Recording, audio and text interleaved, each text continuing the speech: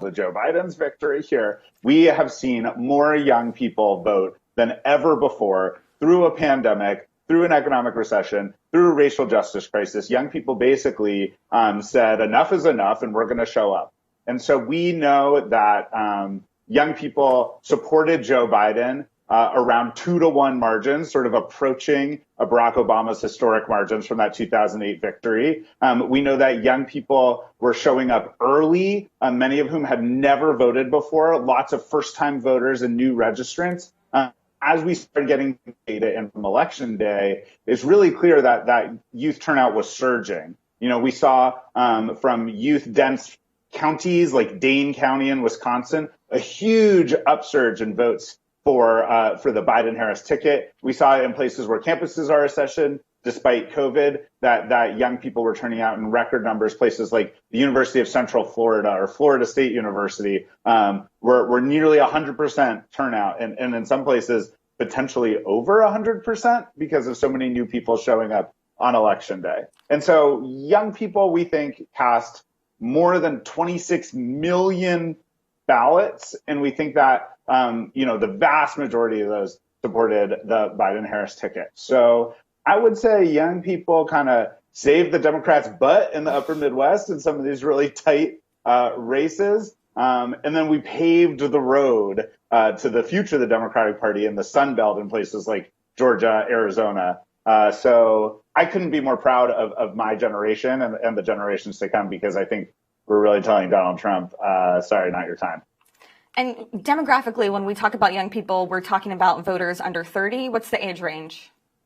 Yep. When I'm thinking about it, I'm thinking 18 to 29-year-olds, although young at heart, we'll keep them regardless of how old you actually are. And I do think it's important to note, sort of as we talk about demographics, young people of color in particular were the backbone of this youth surge. We saw young Black voters basically breaking 90-10 for Joe Biden, Kamala Harris. And these are the sorts of folks that there was lots of hand-wringing. Will they show up? Will Kanye make it confusing? And young Black people were like, no, excuse me. It's very clear what has to happen here, and we need to elect Joe Biden and Kamala Harris.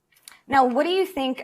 You mentioned racial justice protests, which I know young people across the country led a lot of the Black Lives Matter protests this summer. So what do you think is top of mind in terms of issues for young people? I know the climate crisis is a big one as well. Absolutely. I think when we look at Gen Z, we see that there is a true intersectionality going on, where young people recognize that we're in the midst of 4 crises: a racial justice crisis, a climate crisis, an economic crisis, and probably a bunch of other ones. A public health crisis? Maybe it's the pandemic. Yeah. And one of the things that was so impressive to me to watch in this election campaign was that young people recognized that the difference between Joe Biden and Donald Trump on each of these 4 crises could not be more stark, right? We left the primary where young people did not really vote for Joe Biden, and people were worried that maybe young folks would stay home or would vote third party. But through the efforts of groups like NextGen and lots of our social movement colleagues, we were able to really drill down on the differences between the candidates on the issues. And so young people have been getting in the streets and have been really loud on all 4 of those crises in a way that really warms my activist heart. And the thing that I think is so important to recognize is, okay, we did our part. We made sure that Joe Biden and Kamala Harris will go to the White House. Now they have to uphold their end of the bargain and make sure to take bold, drastic action on those issues in order to continue this youth surge, seeing that young people are truly the backbone of the Democratic coalition these days. That was something that was interesting to see during the primary and then after, because you have organizations like the Sunrise Movement, of course, led entirely by young people and students who were so enthusiastic about Bernie Sanders in the primary. And they worked with the Biden campaign once he became the Democratic candidate to push him on climate change and to make bolder policy commitments. So what does that kind of accountability look like if he's president-elect now?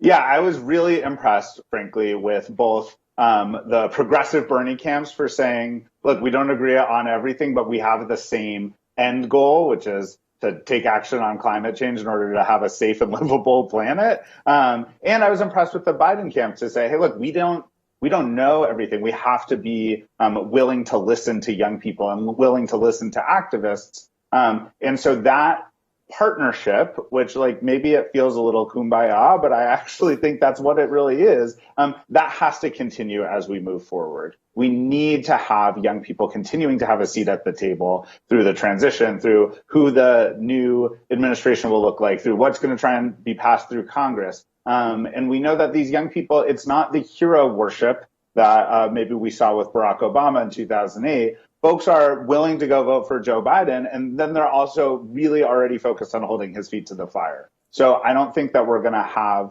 a contentious relationship, but instead I think it's going to be one that's based on accountability, the words that you used, where we're going to have to make sure that we're getting what we need. And it's not just smart policy, it's smart politics. We need to keep this generation engaged and enthused and make sure that they're voting up and down the ballot in every election from here until forever.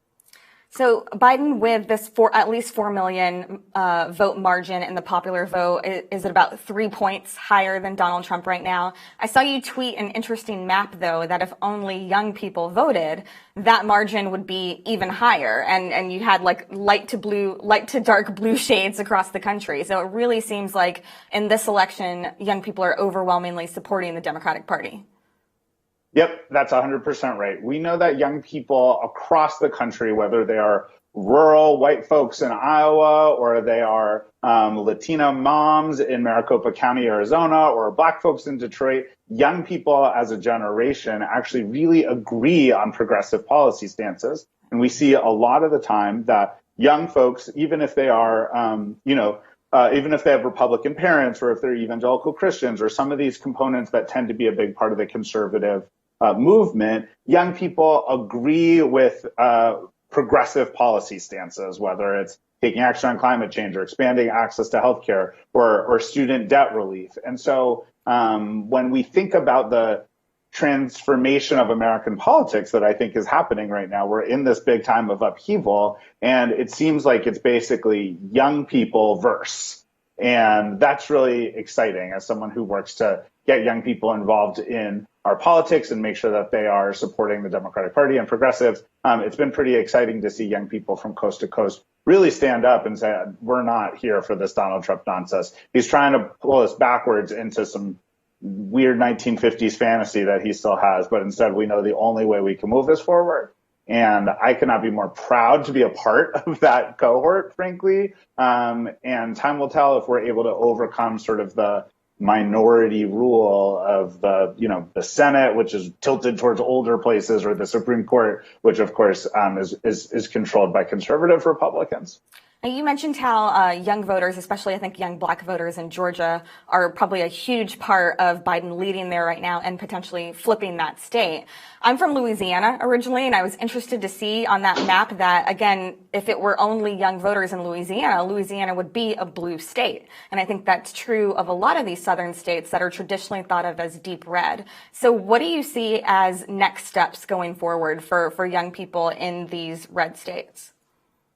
Organize, organize, organize. It's the same mantra, no matter where you are. I think the thing that is so incredible as the days march on and we see more and more victories, we will find these pockets of hope, these pockets of victory, these local elections where young people were able to help drive turnout for their peers, right? Young people of color running for office for the first time, even in some of these dark red states.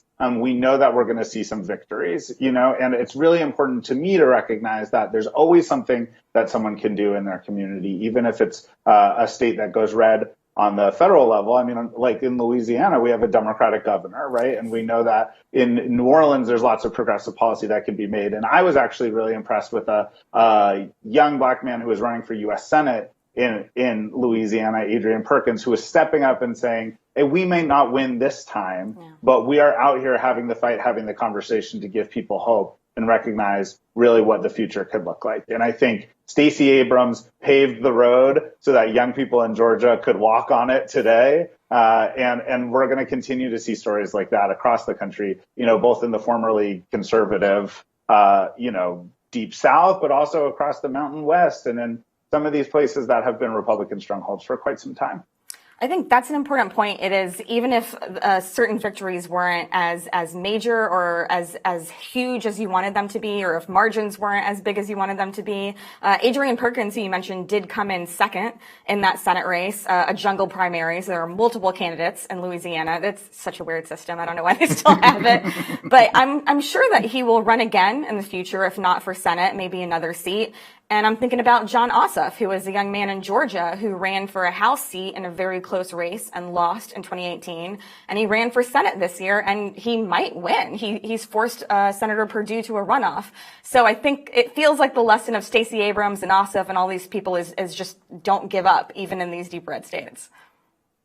I think that's spot on. And we have the opportunity in Jon Ossoff to elect the first millennial senator. If you think about it, we're really seeing this sea change in American politics, where you have AOC stepping up and sort of representing our generation in the House, and the potential for this to really happen in the U.S. Senate as well. I think we're entering a time where the progressive movement and the Democratic Party is going to have a little bit of a reckoning, where we're getting more and more of our votes, right? Maybe like a quarter to a third of all the votes for Joe Biden are going to come from Gen Zers or millennials. And so how do we make sure that the party and that our institutions are listening to the will of their voters, right? This country, 40% of all eligible voters in this country are either Gen Z or millennials. And in 2022, 2024, 2020, I can't believe we're talking about more elections, but we are going to have those folks entering their prime voting years, right? And so we know that this is it doesn't have to be attention, right? Democrats can make the smart play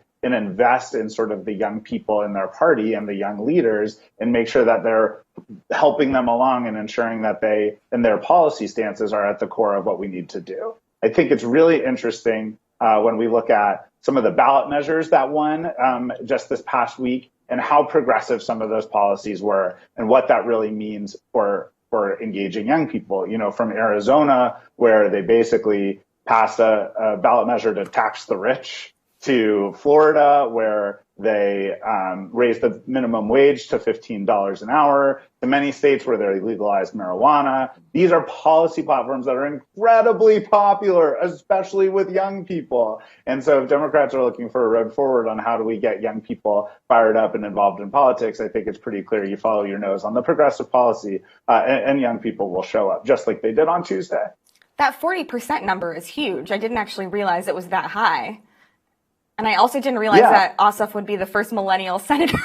That's also remarkable. I know that the average age of the Senate is like 60 something, which is obviously not representative of a lot of America. But I did not realize we don't have any millennial senators. That's a very good point.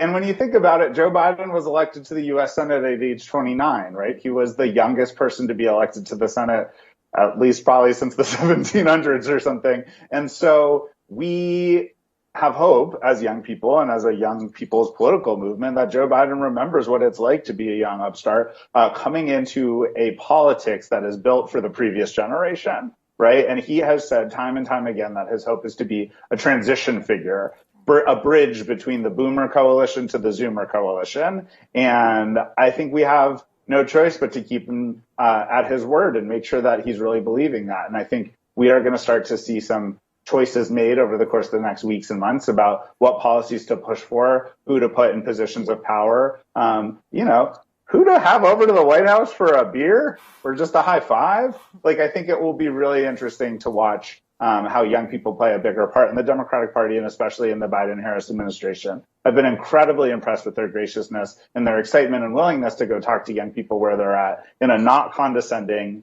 way, and in a pretty much like, hey, we come to you with open arms, let's do this thing attitude. And I can't wait for that to continue. Ben Wessel, Executive Director of NextGen, thank you so much for your time. Any final words? What will you be focused on next? Taking a nap. Yes, good one. Yes. I think we all want that. Fair enough. Thank you so much. Thank you so much for your time. Thanks.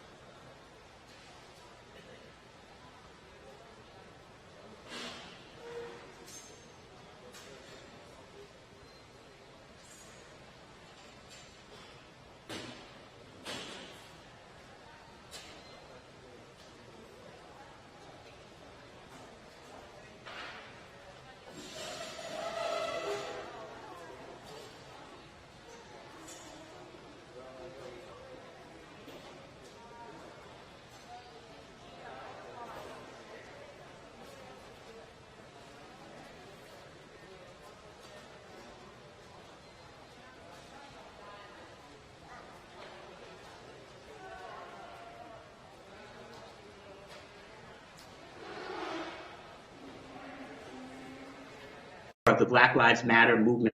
We're seeing not just at the national level, but at the local level, where we've seen changes in prosecutors' offices and then being able to re-elect prosecutors we put in office in cities around the country. I think what we are seeing also is what happened is a reflection of what happened this summer, where millions of people of all races took to the streets. You know, Black people are not the majority in this country, but I fundamentally believe that racial justice is a majoritarian issue.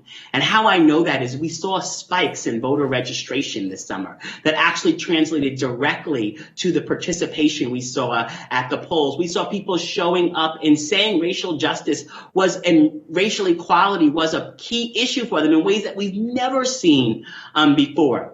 And so now the work begins to translating these wins, to translating these electoral wins into the thing that is the reason why we get involved in elections in the first place, is to put in policies and practices that make our communities better and stronger and provide the things that our communities need. Do you have any sense of what the latest numbers are? I know that in the last election, and it seems so far in this election as well, like more than 90% of Black people in America tend to vote Democratic or voted for Joe Biden. Do you have any stats like that? We're seeing some of those numbers, and we're still waiting because I don't always trust all the exit polls. What I do know is less about the percentages, but also just the deep rise in actual turnout numbers. Some of the exit polls, particularly around young Black people, has numbers that I'm seeing in some place at 97, 96% for Joe Biden. And I think that this is really important because folks never thought of Joe Biden as a messiah. It's not like Joe Biden was spending a lot of time hand-holding and engaging and talking in the community. I mean, even the fact that COVID created a lot of challenges to not even have rallies. And it was not like Joe Biden was the sort of toast of the rally scene even before that. What you are seeing is the result of grassroots infrastructure powerness. A lot of grass infrastructure powered and driven by Black women, but also a lot of infrastructure driven and powered by Black men as well. You're seeing the results of tens of thousands, literally hundreds of thousands of volunteers who have had peer-to-peer conversation and have had to fight back against some of the misinformation and disinformation about voting that was proliferated on social media platforms and sort of incentivized by algorithms. You are seeing, I think, the result of a community of people that said, not today Donald Trump. But I also want the Democrats, the people who are going to be moving into the White House, to know that this is not necessarily a full-throated endorsement of them. This is an opportunity for them to get to work to actually deliver on real-world change that's going to make people's lives better. And we're going to do the work to hold them accountable to it. I do think it's remarkable that we saw such a record turnout among various groups, among Black voters, young Black voters, as you said, young people in general, despite a lot of attempts that we saw at voter suppression and intimidation. So what did you see in terms of how voters responded to that this week? Well, we really worked to prepare people for the fact that voter suppression was coming, and really tried to help people recognize that, people would not be trying to suppress your vote if it was not powerful, and really connecting those issues. And this is why in some places we started at district attorney races and sheriff races and mayor's races, because we knew that we had to connect all of the ways in which people's vote was going to be impactful in helping them make change. We knew that Joe Biden, who was running as a sort of restoration candidate, was not going to be the sort of most inspiring figure for the community, right? President Obama was a change candidate. Donald Trump was a change the rules candidate. And Joe Biden was a restoration candidate. And that idea of restoring something from the past is not inspiring. We don't want to go back. We only want to go forward.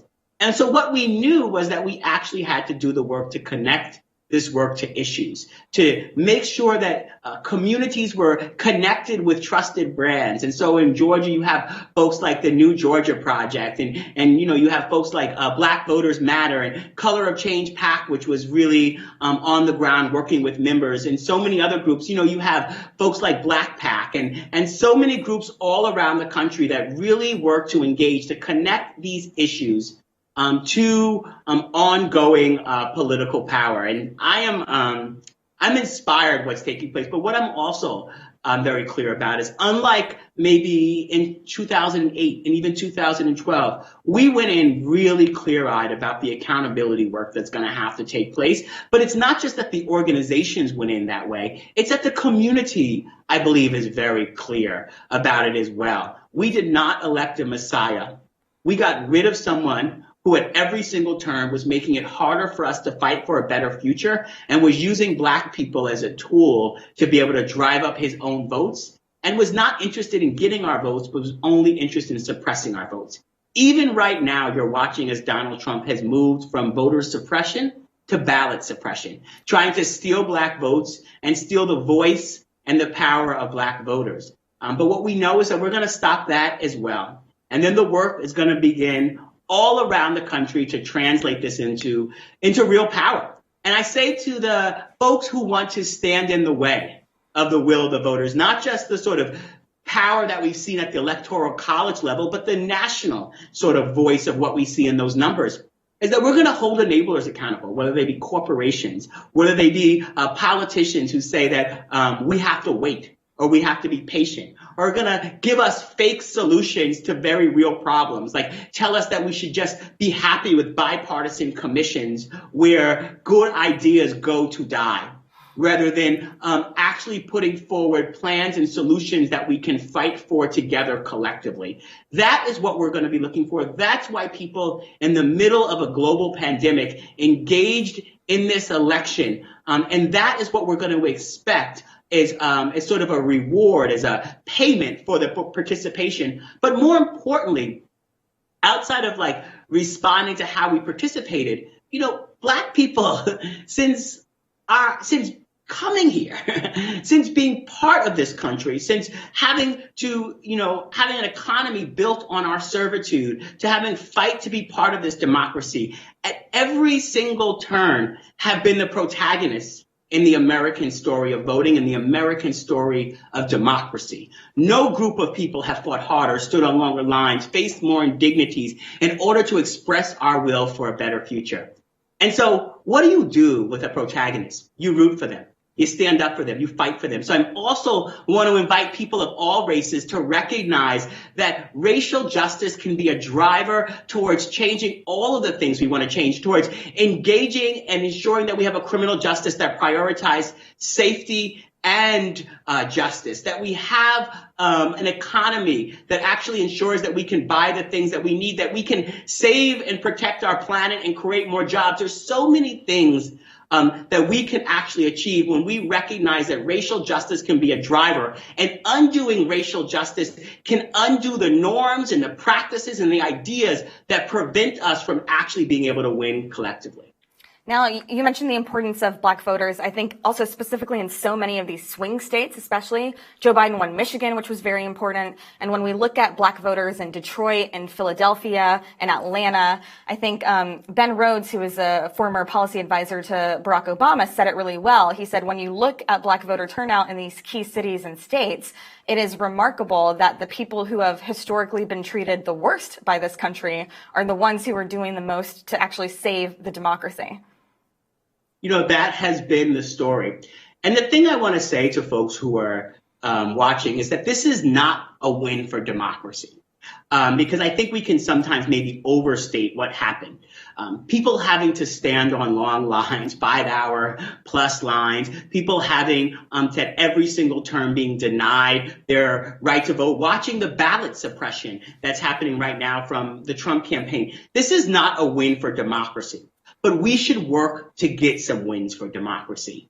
And heading forward, we actually have to do the work to build, right? So Joe Biden being a restoration candidate, I think is important to remember, because we can't just be in fighting and mediating mode across an election cycle. We also have to be in building mode. So at Color of Change, we have worked to really build a movement around progressive prosecutors and translating the energy and activism to ensure that those who are prosecutors are nervous about disappointing our community and will ensure that our community is not treated like enemy combatants. You know, we will also have to do the work around the Electoral College and thinking about the fact that even though all of this happened, this is not how it should happen, right? We should not be in a situation in this country where Black voters and Black votes are diluted because of a system that was designed and is a relic of protecting slave owners and enslaving, and the protection of sort of enslaving Black people. And so we have to recognize that there's a lot of building we have to do. And so we have to be serious about the work of not just thinking that winning elections means that we go forward and that we can go back and we can sort of hit reset. That winning elections gives us an opportunity to start delivering real results. And that means making sure that our system delivers on the power that the communities have. It means that we say the things that we actually believe and actually mean, and we start being very clear that we have to build towards structural change. The inequality that we see in our country is not unfortunate like a car accident. It has been manufactured. And knowing that it's been manufactured and it's not simply an accident should be liberating. Because if it's manufactured, that means we can manufacture more justice. It means we can manufacture more freedom. It means we can manufacture more opportunity for all people. And that has to be the work that we can do together. I saw the beautiful, and I was part of so much of the beautiful uprising and engagement and Color of Change went from 1.7 million members who wanted to take action with us, who took action with us in the previous 8 months, to over 7 million this summer. And that sort of outpouring of people wanting to be involved, wanting to take action, means that we have to do the now what? People said Black Lives Matter. Now let's work to make Black Lives Matter. Now let's work to move the barriers, to change the policies and practices, to unlock all of the potential to ensure that all of our communities matter. Because I do think that one thing folks should know is that when Black people win, the history of this country means that there's more justice and there's more freedom for everyone. That when Black people win, the history of this country is that we can all win. Now, obviously, a lot of attention is on the presidential race between Biden and Trump, especially because Trump is making these baseless claims about voter fraud and illegal votes. But if all of this pans out the way that it looks like it's going to and Biden becomes the president-elect, Senator Kamala Harris is going to make history as the first woman vice president, first Black American to be vice president, the first person with Indian American heritage as well. So have you been speaking to your members about what that history means? Absolutely. I mean, when the senator came on my podcast to talk about the issues during the campaign, we talk about what it meant to be a pathbreaker, to open doors. And one thing that she said to me, and she said to me a number of other times, is something that her mother said: it's okay to be the first, but make sure you're not the last. Make sure what you do when you get in there opens up the door and keeps the doors open. So I was. And also give anyone who's watching the ability to hear your question. So please work together to use the microphones. If you're not using the microphone, I'm going to ask you to get to the microphone to ask the question.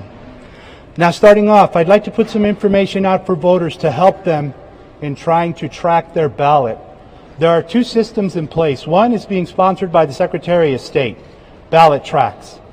So any voter who's trying to track information on the status of their ballot through ballot tracks should really put that question through to the Secretary of State's office. My staff isn't capable of answering any questions related to ballot tracks. We do not use it. It's the Secretary of State who does. In my system on the website, clarkcountymv.gov/vote, we have registered voter services. And in registered voter services, our voters can check to see the status of their ballot as far as it being received by my office. All voters should be aware that vote history will not be posted until after the canvass. So if you're looking on the Secretary of State site to see if your vote was posted as voted, you will not see that information. That information is not posted until after the election. Now, I'm going to go through a series of information here, and then we're going to give you an opportunity to ask questions. I have a change from yesterday. The expected turnout that I reported yesterday was incorrect.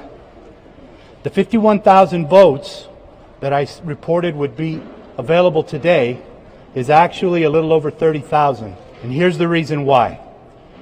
When we process ballots on the counting board, our tracking mechanism changed from precinct-based ballots to page numbers. For the first time in Clark County, the ballot is so large that our ballot is actually 2 pages long. And so they have to track that when we scan ballots so that we can verify that the count on those pages is correct. My staffer inadvertently and mistakenly reported to me that there were 51,000 precinct ballots to count yesterday, and in actuality it was 51,000 pages. So that explains why when you saw the updates today, you only saw 30,000 instead of the 51. However, the universe of ballots that I communicated yesterday is still accurate. The only thing you need to do is take it down approximately 20,500 from the 51 to the 30,000. But the 63,000 ballots that I reported yesterday are in the system in various stages. So those will still expected to be reported. Beginning today, we will begin to report our results 2 times a day. So you've already seen the update for this morning. In the afternoon, we will be putting up a fresh report on the mail ballots that have been read into the system sometime before 4 o'clock. We're required to report to the Secretary of State first. Once they've indicated to us that they've received it and it's verified, we'll be able to post on our end. So rather than giving you a specific time, I'll just tell you that it'll be sometime before 4 p.m. Now, one more time, I'd like to go through the ballots that are separate from that universe that I reported. We still have the provisional ballots. All of our laptops from Election Day have been downloaded, so all of that information is available to my staff. Today, we will start in earnest reviewing provisional ballots. There are 60,000 of those to go through in various categories. Now, I want to remind you that we have to coordinate with the Secretary of State because, again, we are not a top-down registration state. We work from the bottom up. So all 17 counties have to report to the Secretary. They still have not given me the instructions. I know that they're on the way. But at some point, they'll let us know when to send our report up, and that will be the tool that they use to match against the other 16 counties in Nevada to make sure that nobody's duplicated a vote in one county to the next, because we want to prevent that. Once we do that, we can begin to release the provisional ballots into count. However, that won't happen until the Secretary of State verifies that report. A reminder that the ID required voters, their deadline is today. at 5 p.m. For those who were required to provide an ID, that has to be sent to us by 5 p.m. today. We have a cure line available at 702-455-6552, where we have staff available to assist those individuals with getting that into us. The U.S. mail update for this morning. We received 241 ballots in today's mail that will be added to that number that I'm calling my universe of ballots to be counted. It's looking pretty clear that the number of ballots is going to continue to go down. However, I wanted to ensure the general public, we have been working very close with our regional supervisor at the U.S. Postal Service, and they're doing an excellent job of reviewing all of the post stations here in Clark County. In fact, they have them sweeping regularly more than once on a daily basis, and if they identify anything that needs to be delivered to the office, they get it to our office within 3 to 4 hours. It doesn't even go to the process of having it set up for us to pick up. They are physically delivering those. So we appreciate their effort. They're making sure, just as we are, that we're counting every ballot that's eligible to be counted. So our thanks to the U.S. Postal Service locally. The cure process is another group of ballots that we need to process. They have until Thursday, the 12th of November, to cure that. My staff will not leave this facility until we've counted all of those ballots that have been identified as curable.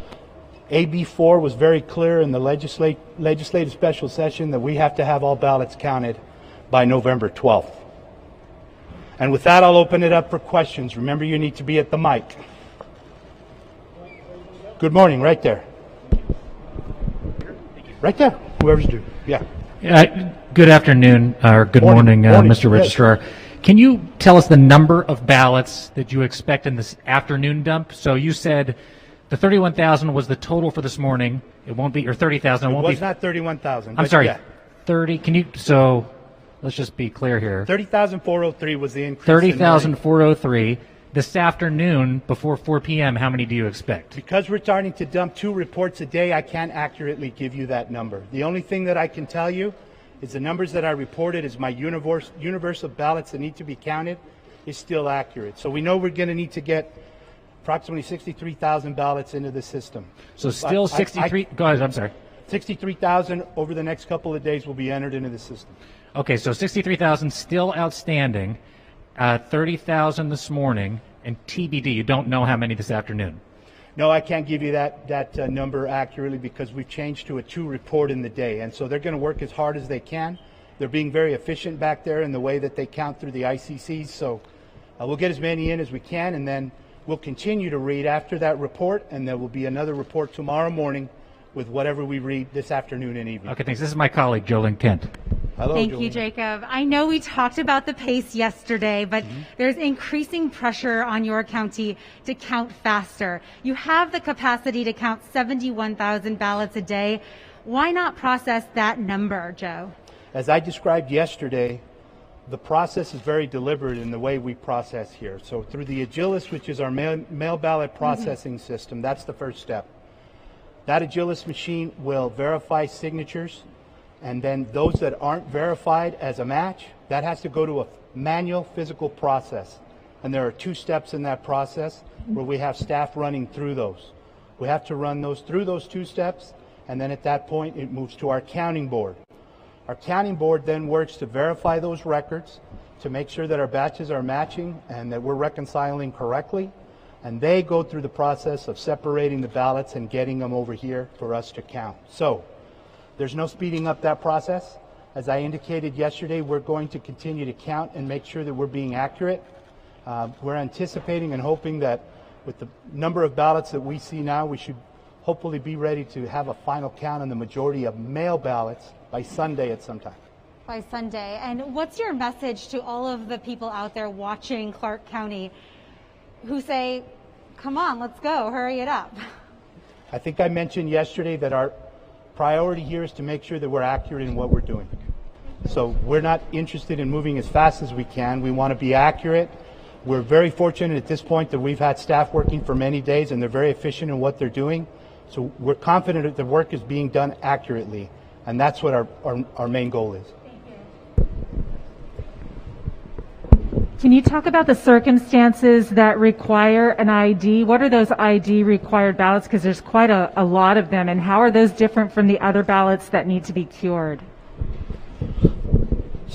The easiest explanation for the cure is that those voters who send back a mail ballot that is not signed at all, or that has a signature that doesn't match all of our history of signatures in the system, they enter into the cure process. That's statutorily required, and we have to mail a notice to the voter. And if the voter has given us an email or a phone number, we also contact them through an automated message with that as well. Those are the cures. The ID required can come from many different areas. In the state of Nevada now, we've implemented same-day registration. The online registrations that go through the Secretary of State's NOVA site, state law requires that those voters show up to vote. Our system indicates that they registered online, they're required to show an ID.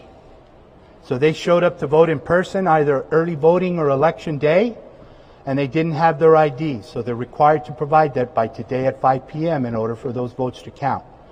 We also have a large number of mail ballots. Everybody's well aware that we've sent a mail ballot to all active registered voters in Clark County. So there's not as much familiarity from the general public on what to do with a mail ballot. We very clearly indicate on the mailing envelope those voters who need to send in an ID, because in their registration we were unable to match correctly with our check with DMV or Social Security, and so they must provide an ID in order for us to hold up the integrity of the process. So in those two groups, that's a majority of the IDs that are required. Next question. Joe, a new federal lawsuit has, from the Trump campaign, has requested that the use of the Agilis system be stopped completely, and that instead all ballots be verified by hand, the signatures be verified by hand. What would that do to the counting process if your access to Agilis is lost? If they were successful, I will mention that that's already been heard in court and that request was denied. So we're hoping that stays consistent. However, if we were unable to use the Agilis machine, we're working hard to get everything through now, so we won't have to worry about that, but that would slow down our process tremendously, because we've geared our process to count on the Agilis machine. So we would have to go completely manual at that point, and so yeah, it would slow down our process without a doubt. Next question. So the Nevada GOP has confirmed this morning that they have dropped or have come into an agreement with the county on the lawsuit that was issued yesterday. Can you comment on that? Your question was that the Nevada GOP has... They've confirmed that the campaign has dropped the federal lawsuit that was issued out yesterday. Well, I may be incorrect, but I think they've reinstituted that. So I don't know if you have the current information. Oh, from last week.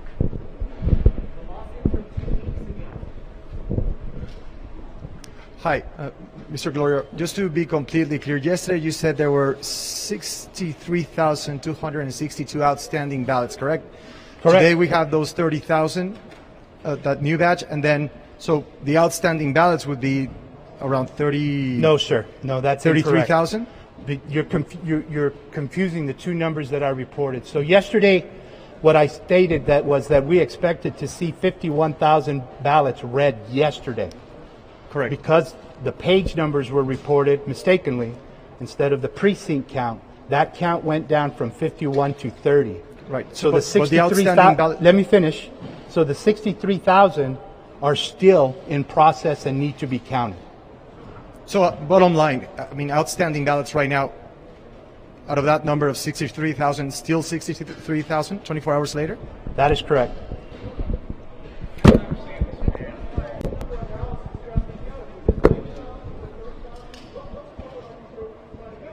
$63,000. I wish you'd come to the mic so that I could hear you well. Anybody who wants to ask a question, please take the time to come up front. We're going to go right here. Mr. Gloria, you mentioned receiving, I think, 241 ballots through the Postal Service today. How many do you know have you received since Election Day? Oh, I'm sorry. I'm not prepared with the entire total. I have in yesterday's press conference, I believe that I mentioned that, oh no, I do have it here. So for Election Day and Wednesday, the mail intake was 4,208. Next question.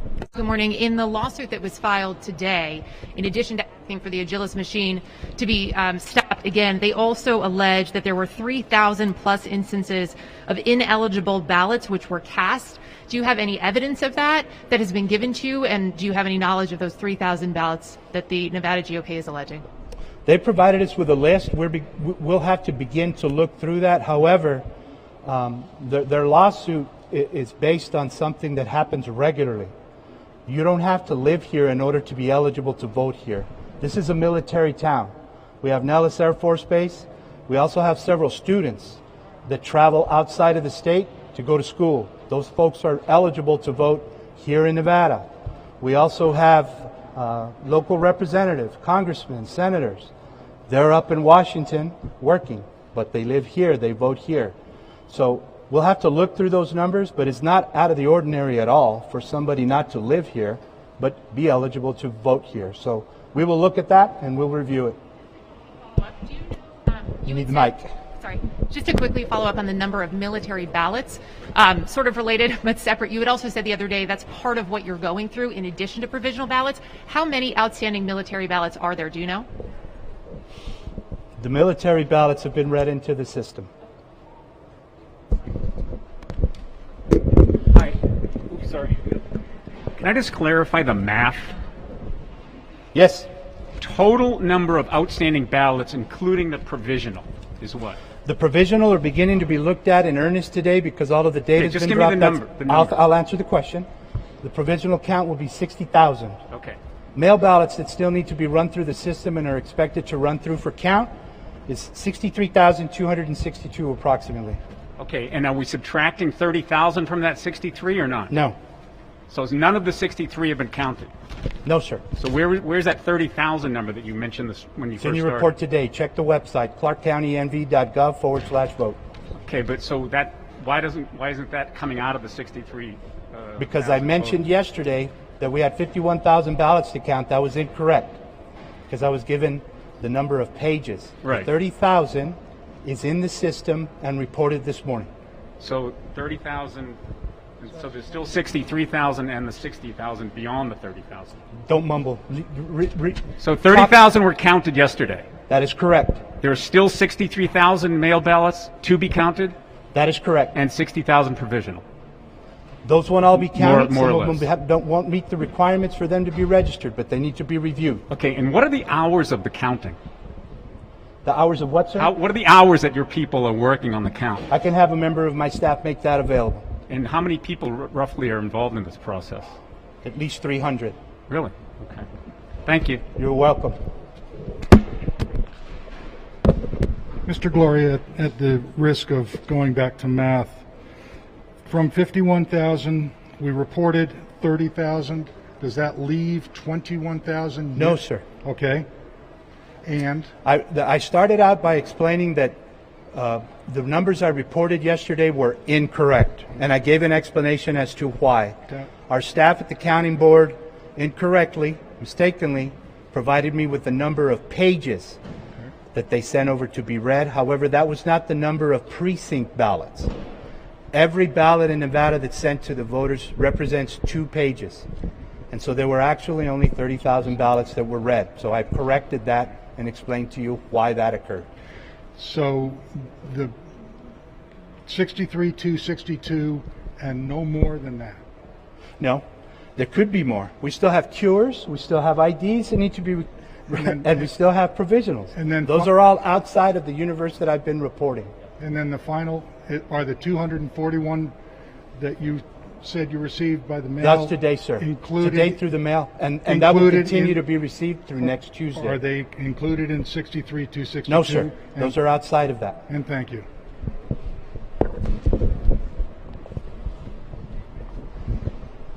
Joe, I think all of the confusion lays in why hasn't that number gone down? What happened between, not with the misreporting of the number, but why hasn't the number of ballots that were counted gone down? Between if you're yesterday referring and to today. the 63,000 as Correct. we speak, they're reading them into the system, some of those. So it is going down. It's just not in this morning's report. This morning's report only goes up to the end of day yesterday. And so they're now processing those. We'll have some numbers to report just before 4 o'clock on that 63,000, and we'll continue to do so until we're finished with all of those ballots. Joe, right here. So, and I'm staying on the math. Sorry, I'm right here. Staying on the math, so is it 63,000 and then the additional 60,000 provisional ballots? Does that mean, is it a 123,000? Or am I confusing that as well? 60,000 provisional ballots need to be reviewed. They won't all be eligible to be cast. But yes, they still need to be reviewed. But I can't tell you how many of those will be moved forward to count.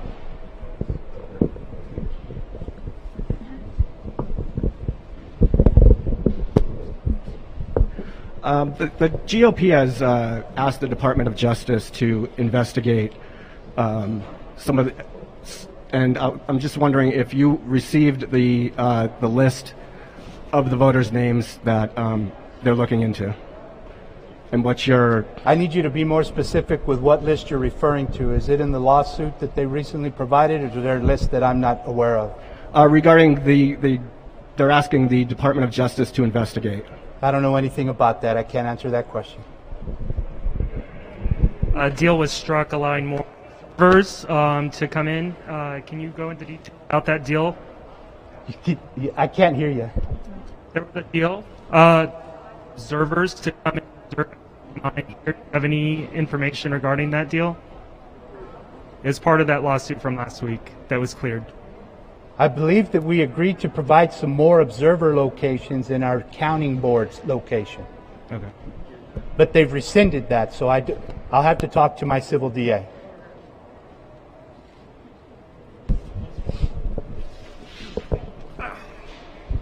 Okay, I'm sorry, I wasn't a good math student. I'm trying to get like a final tally of what we're expecting. So there's 63,000 provisional ballots that need to be reviewed, correct? Correct.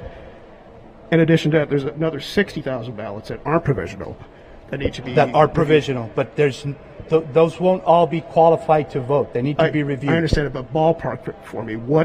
So are we looking at 120,000 ballots need to be reviewed and are audited and counted, or is it 63,000 and change?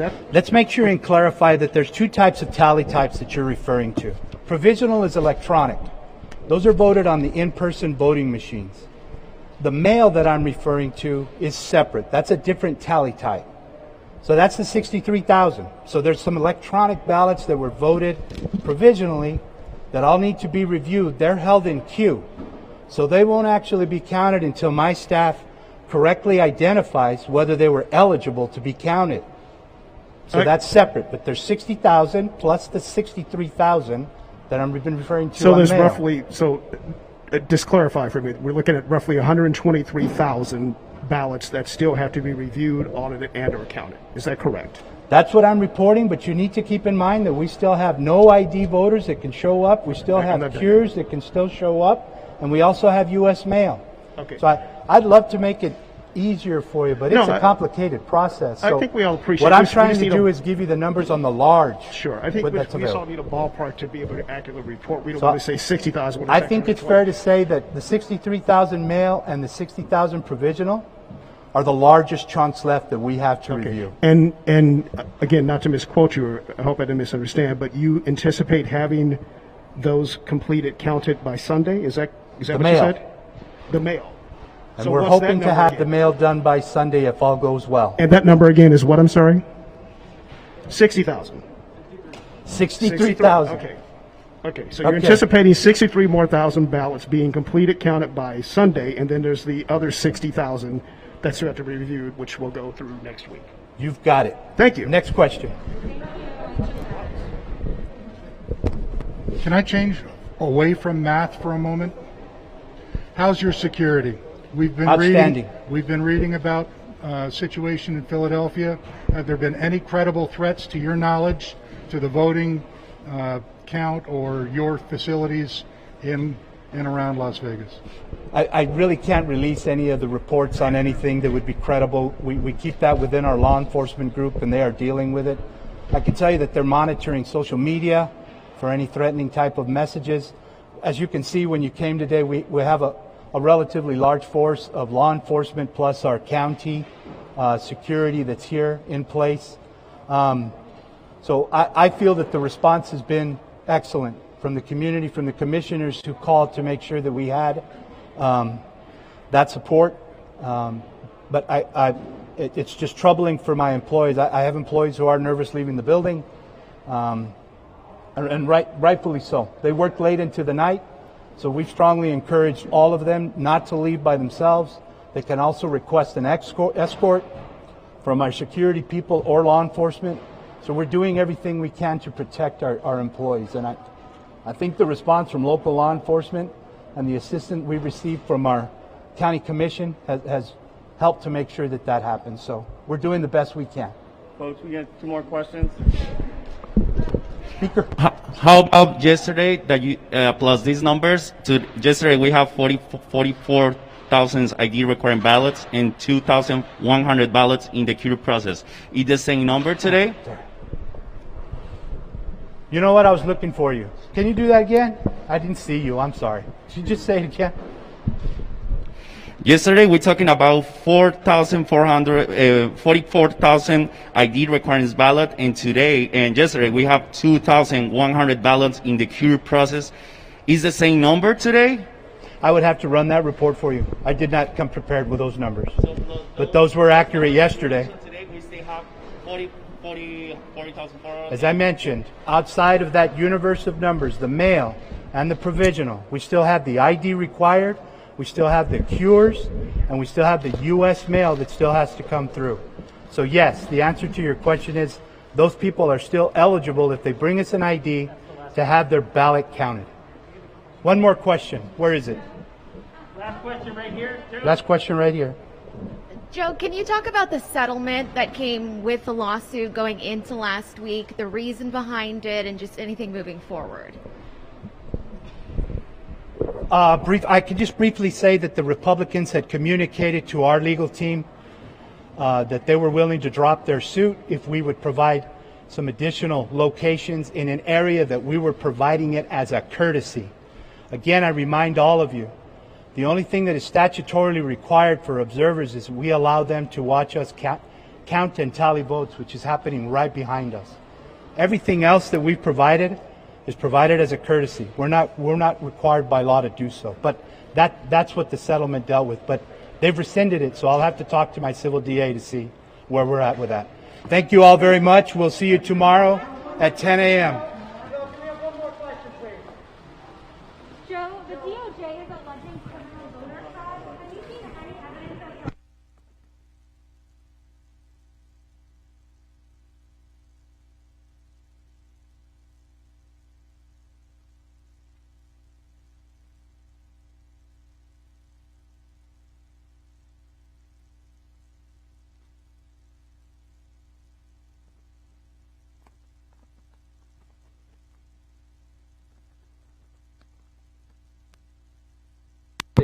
Okay, hold on 1 second. The mic I was soft today, I was way overmodulated. Yeah, you were probably mic lines. Huh? Oh, I'll deal with you later. Sorry, Chris. All right, guys. What we're going to do, again, is we're going to let you come into the staging area over here. Give you about 15 to 20 minutes to get some B-roll. Be respectful. They're all working, and we do have observers, so also be respectful of them, please. So we're going to open up this gate over here, and if you want to get some B-roll.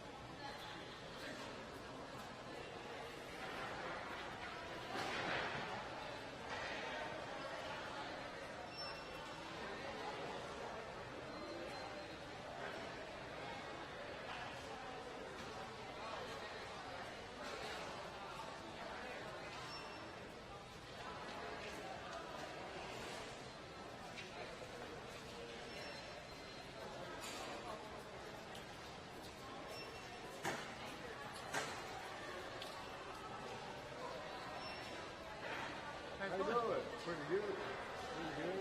What station are you in? What's CNN? CNN. Okay. Just running a little live shot so they can click and say, enjoy, Jack. You have a background of Venezuela there. You just started streaming across, working across the border, trying to get an African or something. There you go. Something like that. How you doing today? Pretty good. Yeah. I'm just here. Just find out what's going on. Yeah, I hear that. We've been here all morning, just watching them do their thing. I was here yesterday.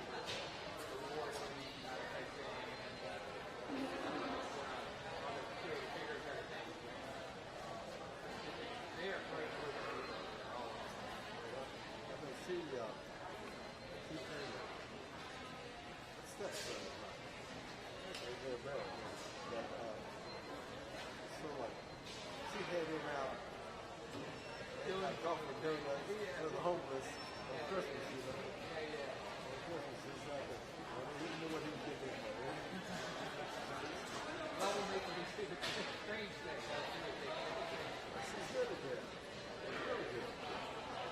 We love it. There used to be fabulous. Very cool. I started there at the normal period. Okay. Started 10 years.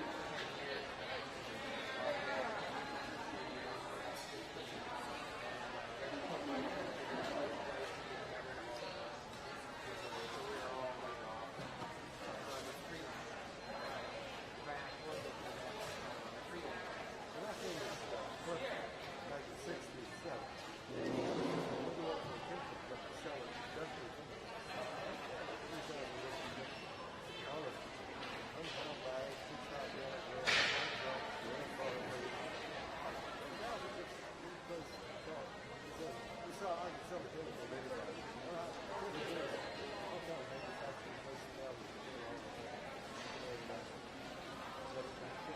It was fun, still is. You didn't say two things there like this, no? Right. One, you might be looking for. They were buying each other out, right and left and right, right and left. I think that's a good rule for life. Too many bad people, too many people want to go back to the other way.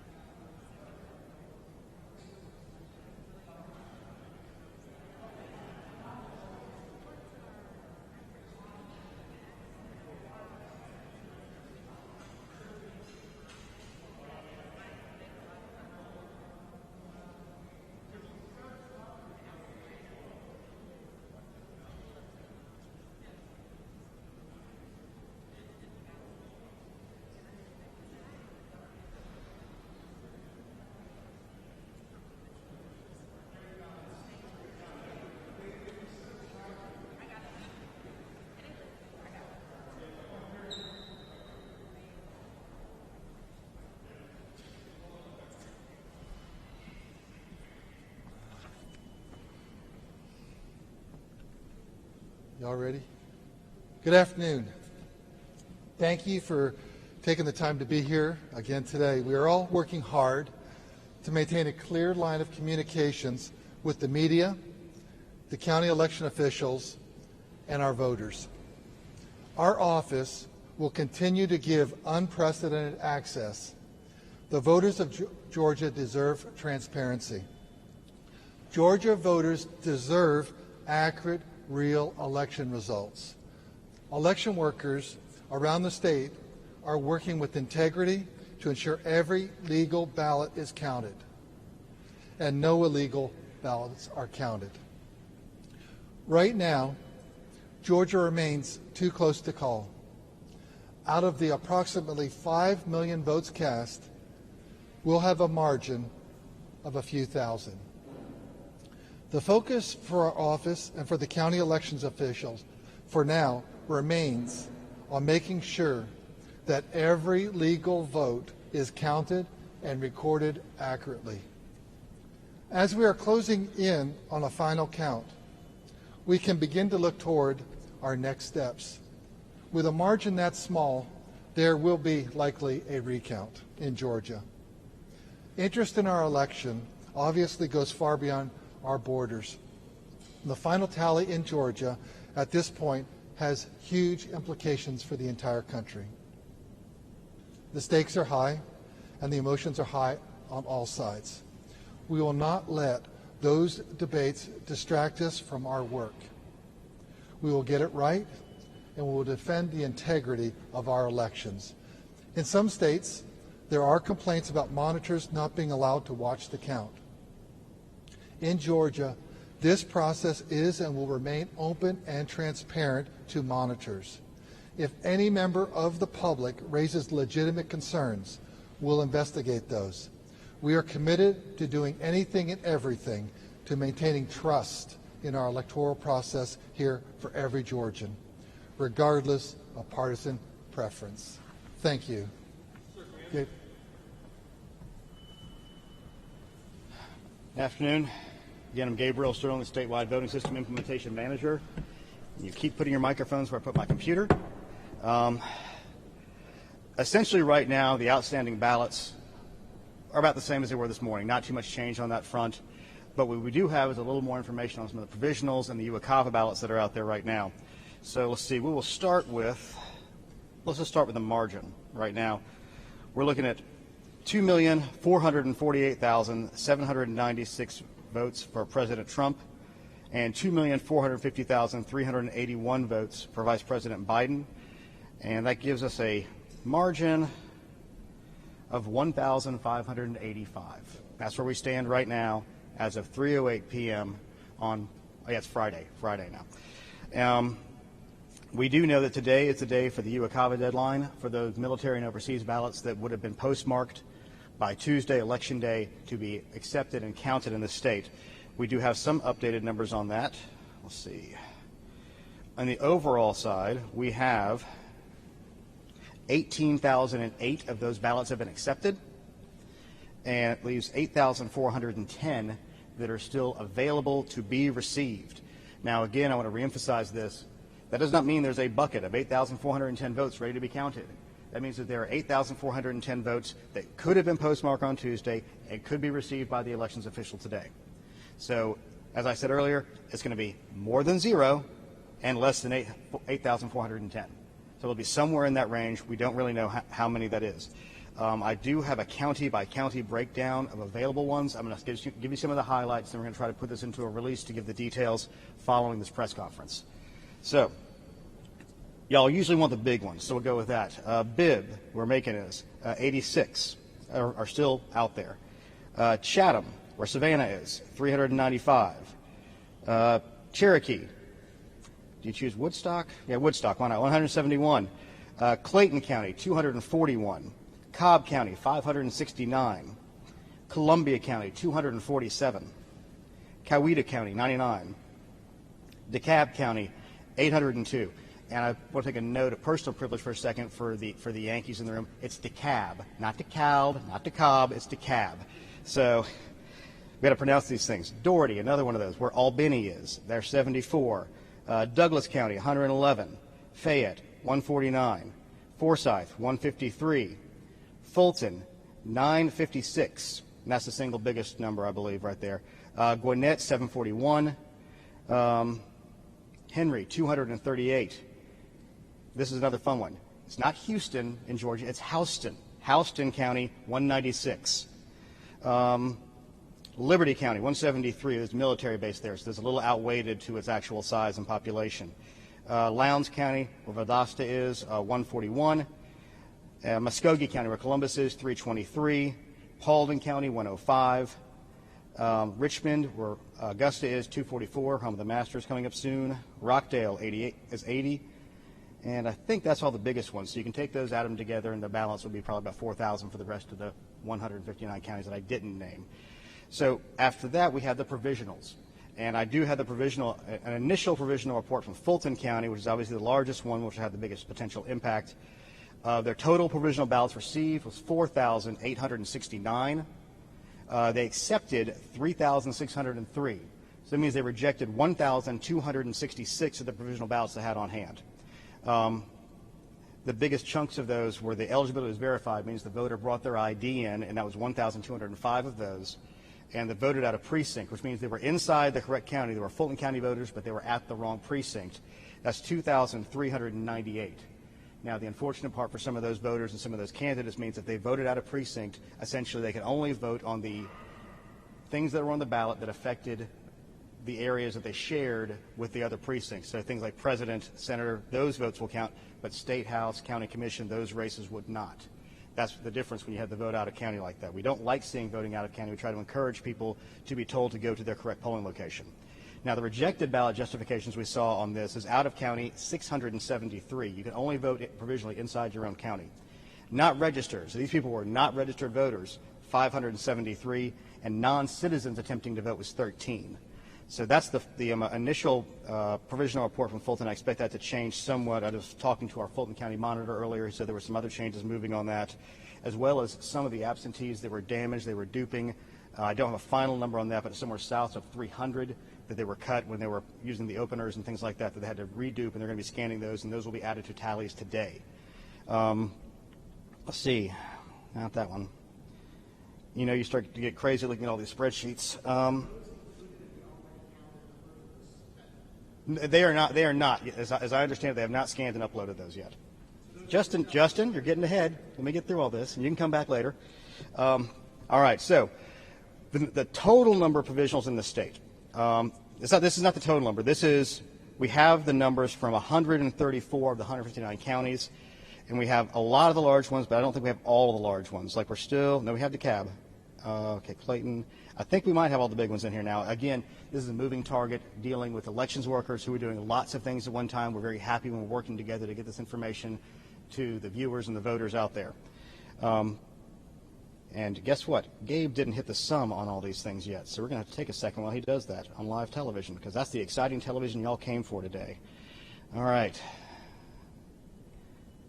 13,012 is the total number of provisionals we're seeing right now. That includes the Fulton County numbers, so you can back those out from the ones I just gave you. So it's really closer to 9,000. And they have these fun things called codes.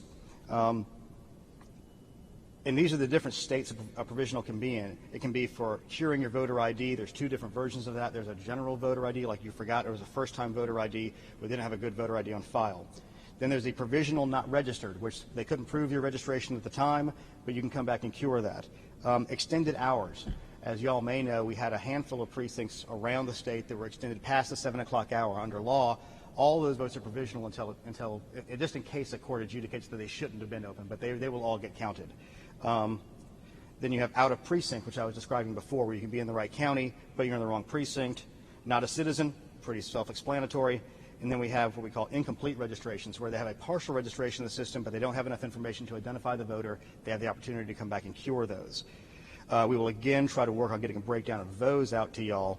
But the biggest one is going to be the, the out of precinct voters, and that's going to be column G. So we'll see how many of those there are. These are ones that will be counted and ended up being included into the count, 3,908.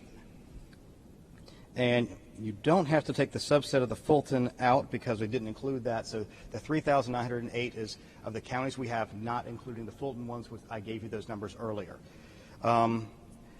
We're seeing uploads every 20, 30 minutes as the counties go through the final stages of trying to get everything done today with the UACAVA, the absentee cures, and the provisionals being verified.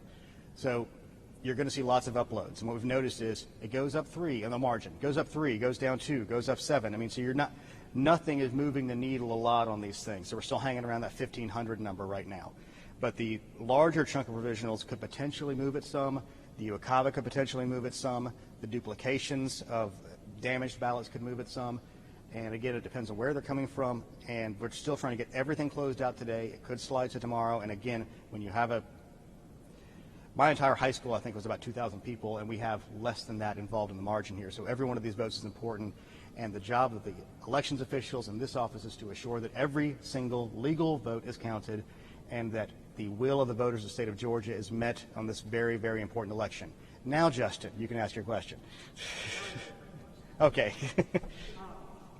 When we're looking at a timeline here, we are not talking about knowing who's won this election in the next 2 days, are we? Given the strong probability of a recount, we will not be able to ascertain that. Now, we're going to go through our legal processes, which means we have to certify. And I do anticipate that there could potentially be lawsuits from both the Biden campaign and the Trump campaign, depending on where they are and what they're looking at, that a judge could order the counties or the state to do different specific things. But right now, we're operating under the laws of the state that we currently have, the timeline we have. We're trying to move to the risk limiting audit as fast as we can through county certification, and then following the risk limiting audit, the certification of the state, and then likely whoever is in second, their initial request for a recount. So with all the talk about legal voting, is there any specific evidence of illegal voting? As I said earlier, in a situation where the margin is, so small, you don't need to have anything that's rampant. There's irregularities that you can see that's very, very common in nearly every election. But in this particular case, every single one of them is very important. Every insight we've gotten, every report we've gotten is going to be investigated fully. And we are working hard to protect the integrity of the vote, regardless of who makes a complaint about any of these things. We can't say that, sir, yet because they're still under investigation. Yes, sir.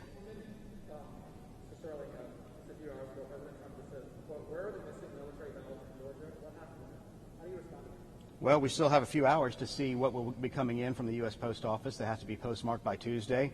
So we feel like that we will have an answer to, quote unquote, not missing ballots. There are ballots that are going to make it. There's ballots that are not going to make it. And we're going to count all the legal ballots. Legal ballots have to be here by close of business today and have to have been postmarked by Election Day. Yes, ma'am. Have any military ballots arrived? Well, if you notice the difference on the amounts that I said here today, we had about 17,500, give or take. Yesterday, I have 18,000 today. So 500 of them have already come in the last few hours and been processed by the counties.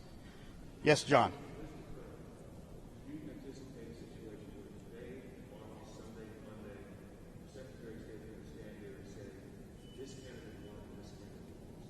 Again, we report the results from every county.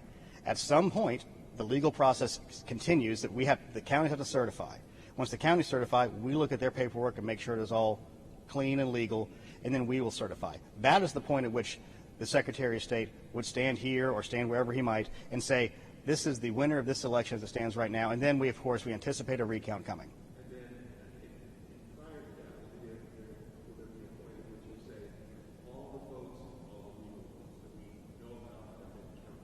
The process we have is what gets us to that point.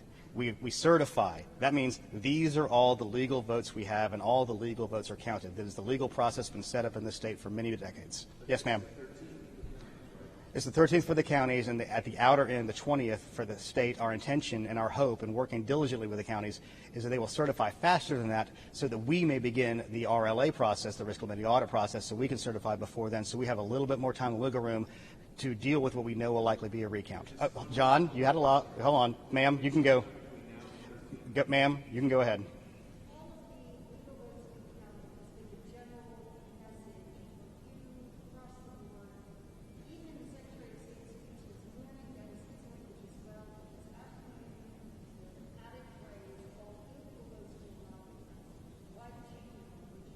I think it's just for clarification because by definition, you count all legal votes means you're not counting illegal votes.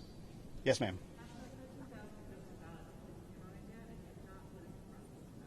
What they're doing right now is you have to verify all of those first.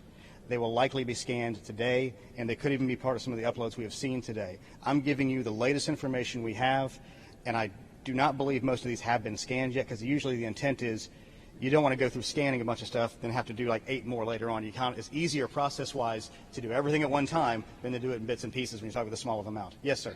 Hold on. I know I'm getting a risk limiting audit question. This is always my geeky time.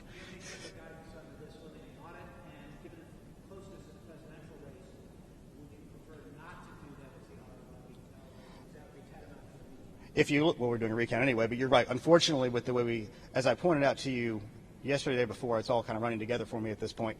The rules in the SCB kind of outline this, and one of the rules is for ease of use to a degree. And obviously, he's pointing out that in a risk-limiting audit, the point is you're trying to use the smallest number of ballots available to get you to a point of confidence that the outcome has been reached. When it's, at this point, I think it's 0.03% difference, he is correct. It would essentially be a recount, which would be extremely difficult on the counties to do. So I think that might answer the question for you itself. Yes, ma'am.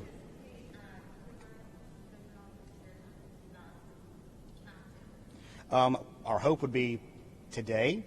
They could slip into tomorrow because, again, everybody's exhausted. It's Friday. There's a Georgia game tomorrow. It's kind of a big one. We got to focus on the really important things in this state sometimes in order to recover, to be prepared for dealing with what is now a vital thing for this country. Yes, ma'am.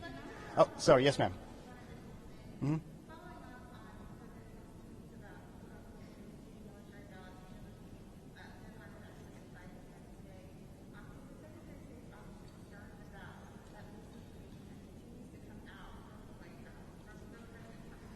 Well, I think what the President Trump is trying to encourage is the hope that as many of our military heroes, men and women across the seas, have turned in their ballots and they will be arriving under the legal deadline to this state. Yes, ma'am.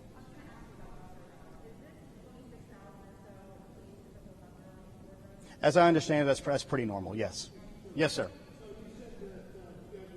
We'll come back to you in a second.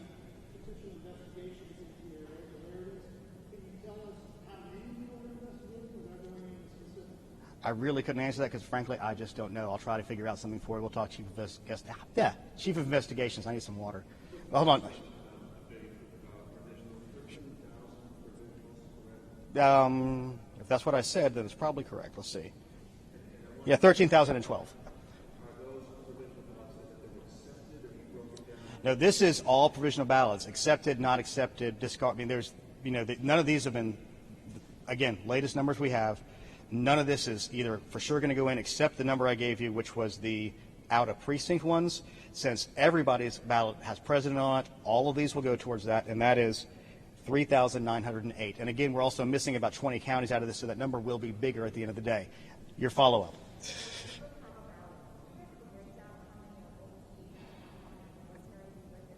They're treated the same way. Yes, sir.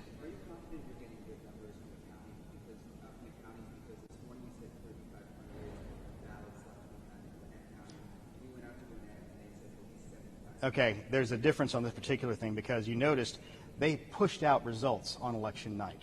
So what we're talking about there is a difference between what they've already uploaded, okay, and then they had a bucket of things that were the new ones that came in Tuesday, essentially, and then there were some other ones that were there from the earlier time they had to rescan. So the 7,000 is what they were scanning, but the only new votes that will be uploaded are in that 4,000 to 3,500 amount, if that makes sense. Okay, I'm going to try. They pushed out a little over 80,000 votes in a single upload. And there was an issue because of the adjudication where they basically said, we're going to push out the results, and just the results that we have right now. We're going to rescan these things because at that point it was sort of decided internally there by their elections board. They had an option A and option B of how to do this. They wanted to get the information out because that was the most important thing at the time. So inside that 7,500 to scan, part of the results that we all already see are already there. So there's a new section of stuff that was the stuff that came in before 7 p.m. on Tuesday. And those are the additional ones on top of that.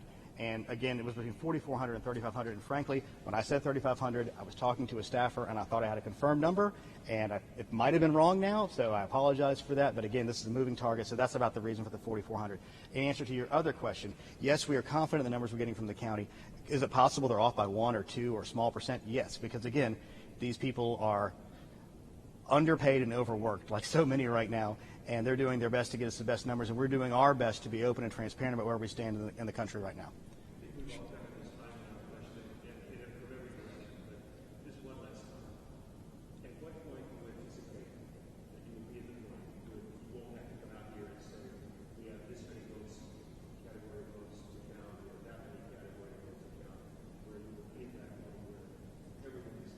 Well, here's the thing right now, and it's frustrating, I know, to people across the country, and I've been watching news conferences from Philadelphia and Las Vegas and everything else.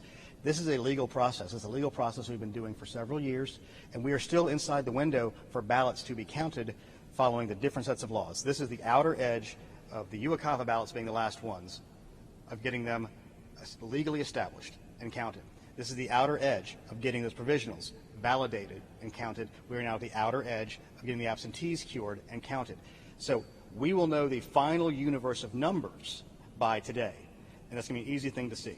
Now, after that, we have to go through the final process of, you're going to go through, you're going to kind of audit your internal results. You're going to make sure that, your numbered list of voters matches the ballots, matches your cards. I mean, there's a lot of processes that are there to protect the integrity of the vote that we have to go through to finalize this. That's why we have the county certification process.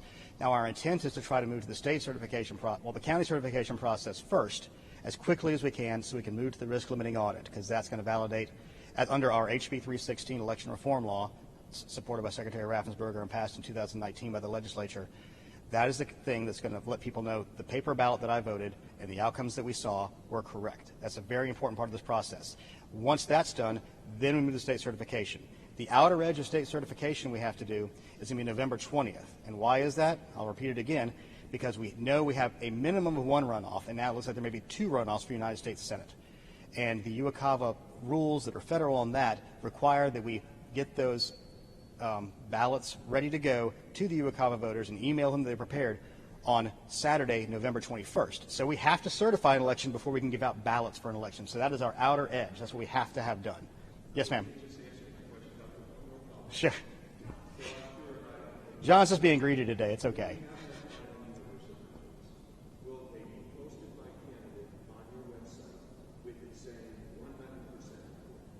That would be the intent, because these are unofficial results. Now, remember, the official results, whatever these be based on, everybody's looking at it right now. Yes, Biden's ahead by 1,585 votes. But that could change in the next few days, given the universal votes that are out there. He could extend his lead, it could stay the same, or President Trump could come back into the lead. There is still time and a universal ballots that could allow for that. Yes, ma'am.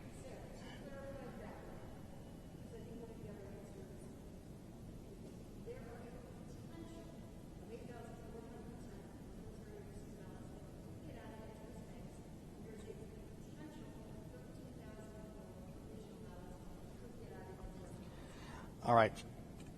You're right on the first one.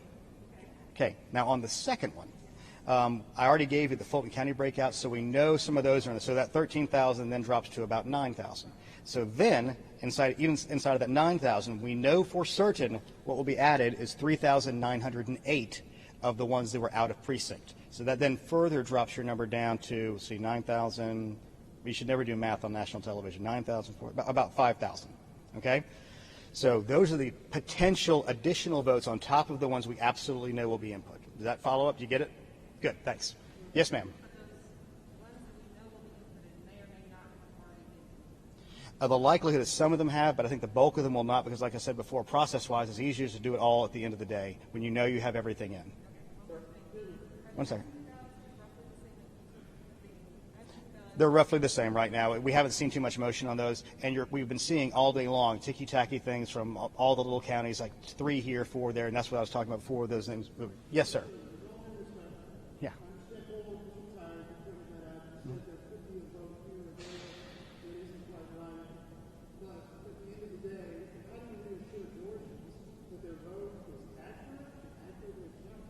Let's go through this one more time. Because you're going to have a certification process where they're going to have to go through, and there's a lot of paperwork and a lot of ability to have to know that all of our ballots from every single county are there and accounted for and then counted. The county says basically, yes, state, we know this is our final number. We will look at it and assess it, and then we certify it, but that's with the risk limiting audit in between. And the risk limiting audit, as we know, is the item that's going to be part of the foundation of bedrock of trust, because it's going to certify that the scanners reflected what was on the paper ballot votes for the first time. So that's where the reassurance comes from, is the process, following the law, putting in a risk limiting audit, and then doing the certifications. Yes?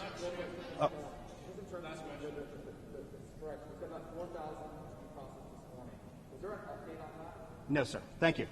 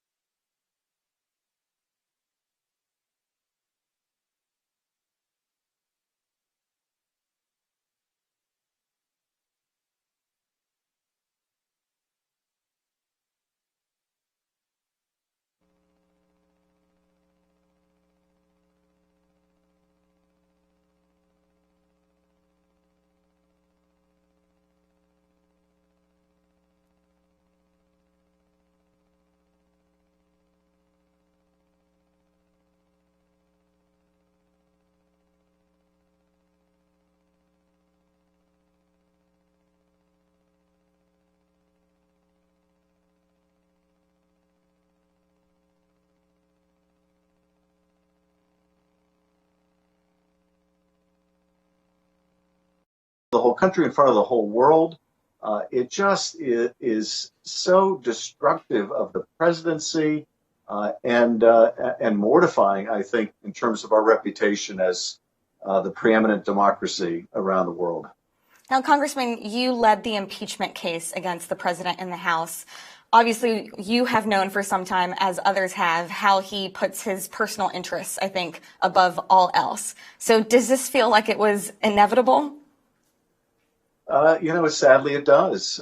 We raised this issue with the Senate during the trial, that if they found him guilty, and I think most of them, whether they would say it publicly or not, recognized that he was guilty of the charges, but if they nonetheless acquitted, that he could do enormous damage between then, that was only in February of this year, it seems like about a century ago, between then and now. And look at what he has done. Look at the hundreds of thousands of American lives that have been lost in significant part because of his incompetent response to the pandemic. Look at how he has torn down our democratic institutions, and even now is saying that the United States conducted a rigged election. It's just appalling, and all the more tragic because at least this last chapter, destructive chapter, might have been avoided if senators had lived up to their oaths. So speaking of Republican senators who overwhelmingly voted to acquit him, with the exception of Mitt Romney, people are waiting to see if Republican members of Congress will come out and condemn what he said last night and what he continues to say. And I think we've only so far seen it from people who are retiring or already retired. Have you heard anything from your colleagues? I have not. And I have to say, after waiting for 4 years for many of my colleagues to find their conscience to demonstrate their devotion to the country, I'm not surprised, again, with this utter lack of commitment to our democracy. This president has had a stranglehold on his party. I think my colleagues recognize that even when he is ushered out of the White House, he will continue to tweet at them, and the talking heads on Fox Primetime will continue to berate them if the president chooses. And so they remain silent, and they do so in the face of such flagrant dishonesty by the President of the United States. But we're going to grow old, I think, waiting for these members of Congress to step up. So now he's telegraphing that he may not concede as well. Is there something Congress can do about that, or what can the public do about that? What happens in that case? Well, ultimately, yes, there's something that Congress can do. When those electors are presented to the Congress on January 6th, we can make it official, and will make it official, presuming that when all the votes are counted, Joe Biden is the winner, we will declare it so on January 6th, as is our constitutional duty. Whether President Trump concedes or doesn't concede, likes it, doesn't like it, has a fit, doesn't have a fit, it won't matter to us. We will do our job. Can you walk us through the process with the Electoral College, which I believe meets December 14th? Because we're also hearing some Republican-led state legislatures might try to mess with that process potentially. Is that a real threat? Yes. I suppose anything could be a threat, but it won't go anywhere. The way the process works is on December 14th, the electors will gather in state capitals. In most of the states, those that will be appointed and will be selected to represent the state will be on the basis of who won the popular vote in those states. And I think even in the Republican states or states with Republican legislatures, some of the legislative leadership have spoken out and says they will appoint on the basis of who won the popular vote. But nonetheless, it's ultimately up to the governor of those states to certify. And it's up to the Congress to resolve any dispute if there is a dispute. I don't think there's going to be any dispute. I have at least that much hope and confidence in what will take place around the country. The president may dispute it himself. That really doesn't matter. The president can declare himself the king of the world. It doesn't make it so. And I'm hopeful and confident that the state legislative leadership will do what they're supposed to do. But ultimately, Congress on January 6th will recognize the appropriately appointed electors and make it official. So I think just because this is unprecedented on so many levels, say Biden does secure the presidency, as it looks like he's on track to do, regardless of whether or not Trump actually concedes, there's usually this transition period where the incumbent president starts to hand things off to the next president. Do you think that's going to happen? It feels like there will be no real relationship between this White House and the incoming administration. I think that in terms of any smooth transition of the senior people, that there will be very little of that.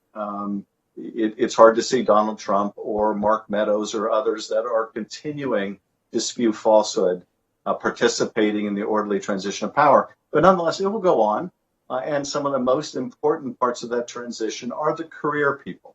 And the career people will remain, and we'll have continuity of governance. So we'll get through this. I think we need to sort of buckle up for the next few weeks. But this too shall pass.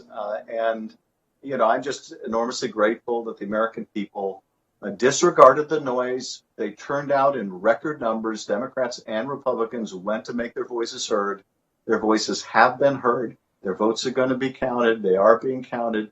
And ultimately, their will be done. And we will, I'm increasingly confident, have a new president. I do appreciate your reassurances because I know a lot of people are feeling very anxious right now, especially depending on if this drags into tomorrow at this point. But I know people want to make sure when that call is made, it is, 100% true. Yes, I understand the anxiety very well. And believe me, I feel it too. But I think we're through the worst of it. I think we're through the most difficult parts of the last 4 years.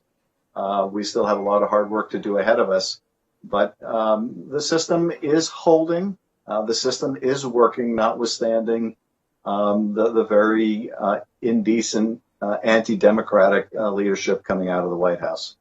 Another thing people have been talking about are potential legal consequences that Trump could face once he's no longer president, including in the Southern District of New York and think other sealed indictments.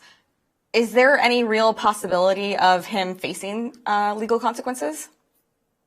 There's certainly the possibility that will be up to the new president and the new attorney general.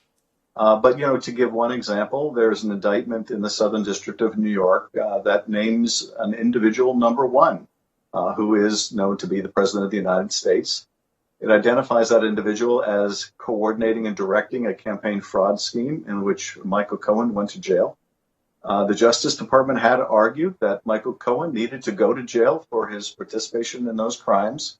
And the Justice Department will need to consider, well, if the guy who was coordinated and directed needs to go to jail, what about the guy that did the coordinating and did the directing?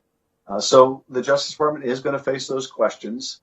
And it will be a difficult decision, I'm sure, for the new administration. As you said, people needing to buckle up for the next couple of weeks, which I completely agree with. If Trump does recognize that he has lost, what do you think he may do in terms of national security risks? Because I know there are a number of ways that he's already financially compromised, I believe, with foreign countries. And I just wonder what his final months in office would look like. What should people be on the watch for? Yeah, well, there are a lot of concerns with what he might do in the next few weeks. There are persistent rumors about a Saturday night massacre, firing of people that he believes were not sufficiently loyal, didn't do his bidding. Certainly there's been a lot of speculation about individuals who might lose their jobs during this transition. That could leave us vulnerable with a lack of leadership, or even worse, if they're replaced with even more partisan leadership in some of those positions.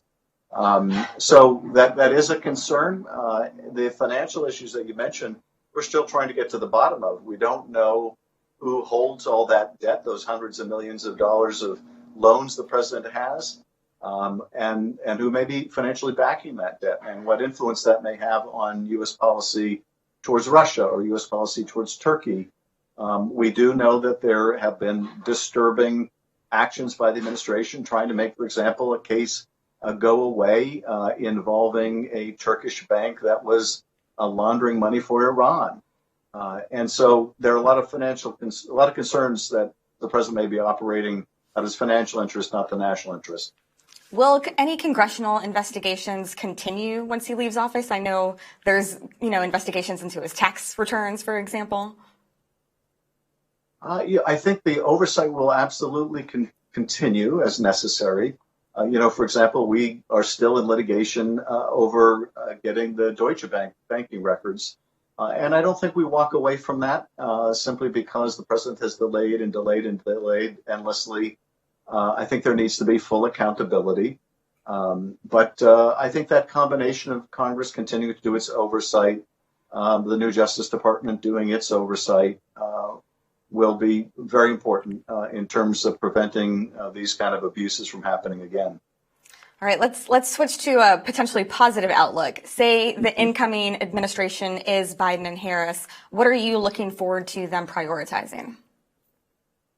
First and foremost is defeating this pandemic, which is now raging across the country. I think there's no single higher priority than trying to defeat this terrible sickness and get people back to work.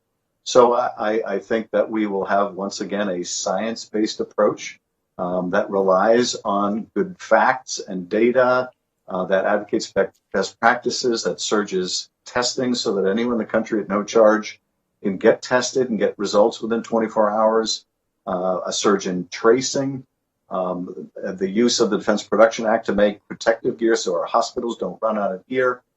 So that has to be the first priority. There's no full economic recovery until we can defeat the virus. I also want to see immediately financial aid to American families, rejuvenating that PPP program for small businesses, extending unemployment compensation, making sure that renters aren't evicted and get help with their rent. These have to be very urgent priorities. Now, the House passed a bill in May that I believe has just been completely stalled in the Senate by Majority Leader Mitch McConnell to provide more economic relief to people. I think that the fate of the Senate is still hanging in the balance. It's currently tied, and there are a couple of races left to be called. It looks like 2 races in Georgia are going to a runoff. But if Democrats are not able to retake the Senate, what do you think House Democrats will do to try to get that legislation passed? I think there's a very good chance that we'll get this done. Even Mitch McConnell now is making noise like he wants to pass something. And we have a deadline coming up next month where we need to pass a bill to keep the government funded. My guess is that may be rolled together so that we resolve those issues all at the same time. So I'm optimistic we'll get it done. It should have never been allowed to lapse to begin with. And I think that the calculus for McConnell may very well be he can get a package done that is more to his liking than he would if he waits until there was a new president. So there are incentives for him to compromise in a way he hasn't been willing to so far. All right, Congressman, is there anything in terms of down ballot races or other initiatives or just anything that we've seen this week from voter turnout that is giving you hope right now?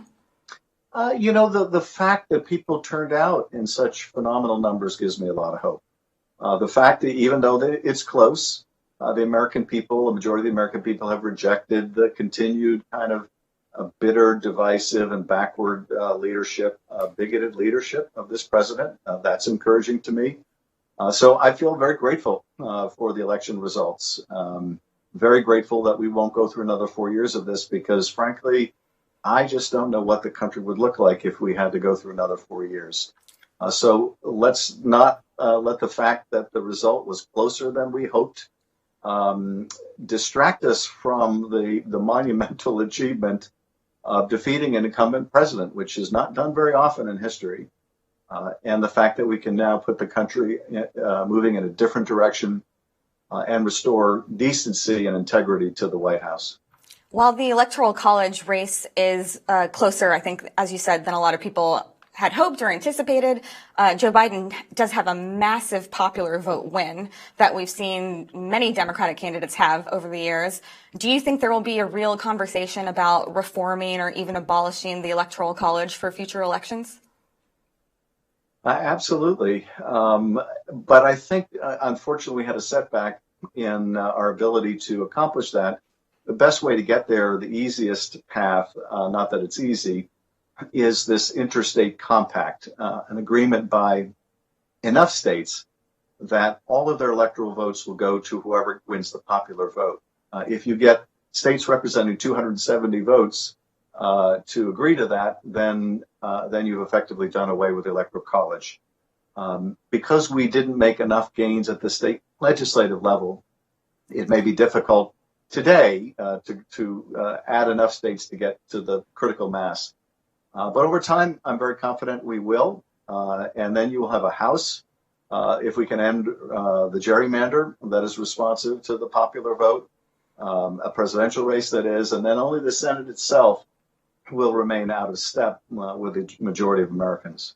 Now, as a final question, as we're heading into this weekend, do you have any words of advice for people who may be going out to celebrate? And I know there's also been warnings of possible post-election violence. We've seen some armed Trump supporters on the ground in Arizona outside polling places. What do you want people to keep in mind for this weekend?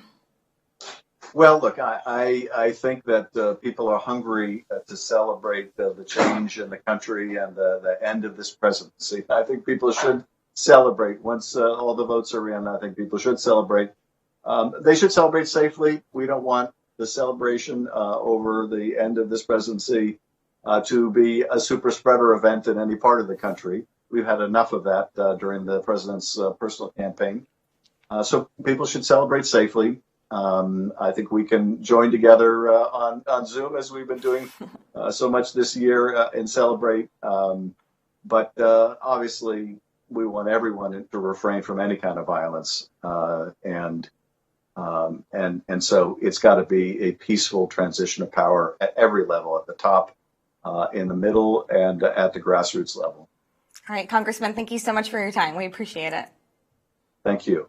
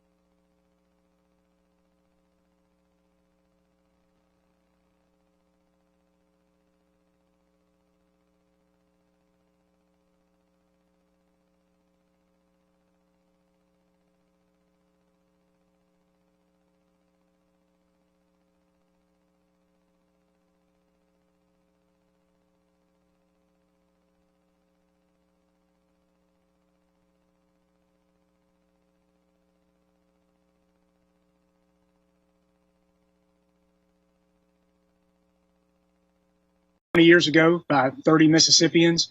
But it really wasn't until this year's civil unrest that we saw the dam begin to break.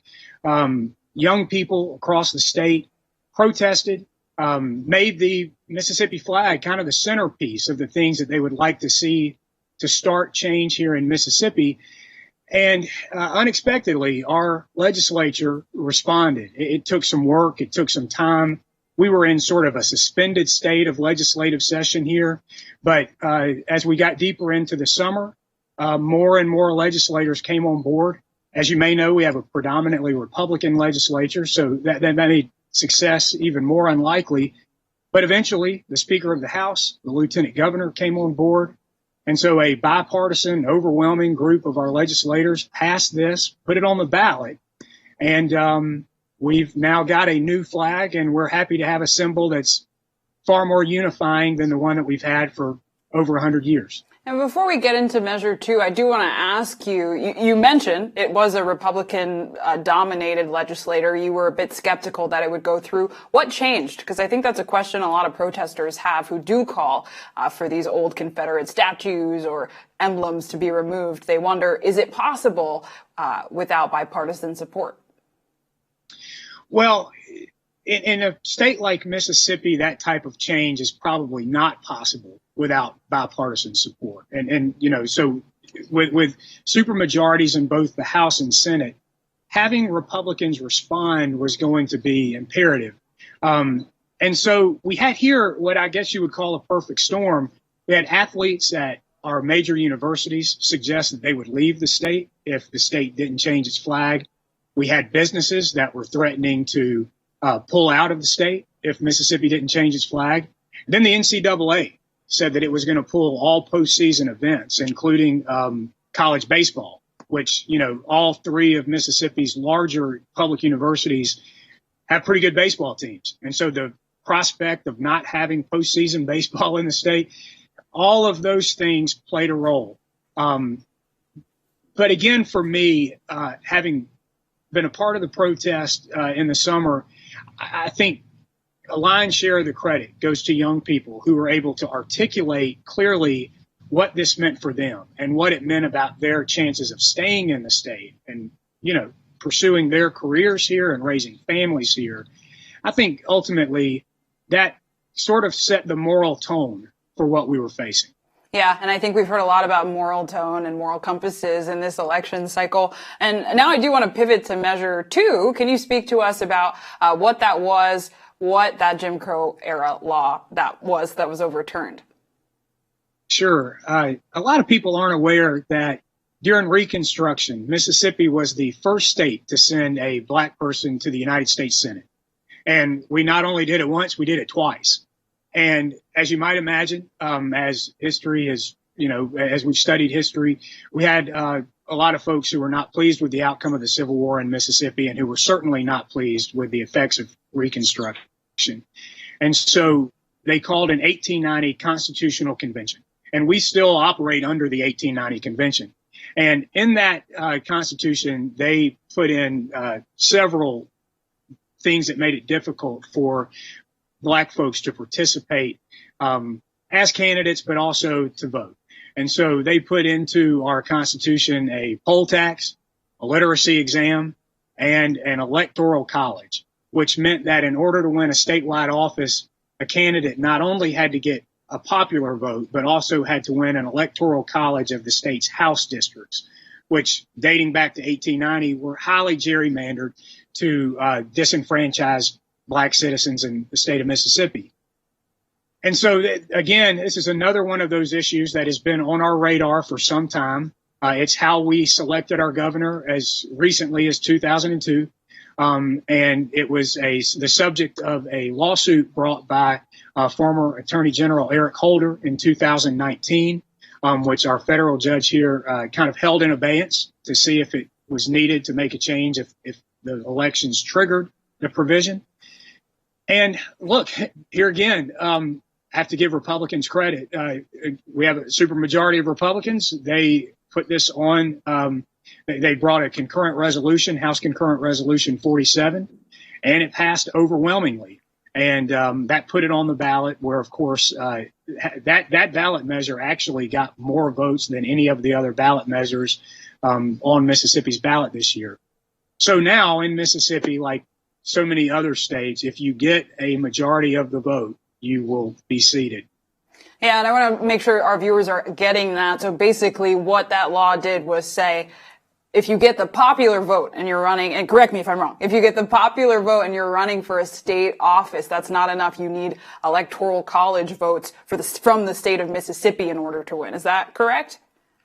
Yeah, pretty cynical system. So now what happens is when you win the popular vote, you're seated, which makes all the sense in the world and probably sounds to a lot of your viewers like what they're accustomed to in their state. So for us, this year was about Mississippi stepping into modernity in many ways and doing things that hopefully will invite more people to participate in the process. And what impact did that law have on communities of color and candidates of color? Because I believe that was one of the driving forces for why activists and advocates wanted that changed. You're exactly right. My friend Derek Johnson, who was our longtime state head of the NAACP and now is the national CEO and president, was reflecting on this recently. And he reflected that, he knows of specific examples of people who did not pursue running for office because they knew that they would have to overcome this hurdle. We sometimes forget running for office is very expensive. It takes you away from whatever else you're doing. And so the sacrifice related to that is significant. And we know that there are Black people here in Mississippi who have chosen not to run for office because they felt even if they could get over the substantial hurdle of winning a popular vote here, that might keep them off the ballot.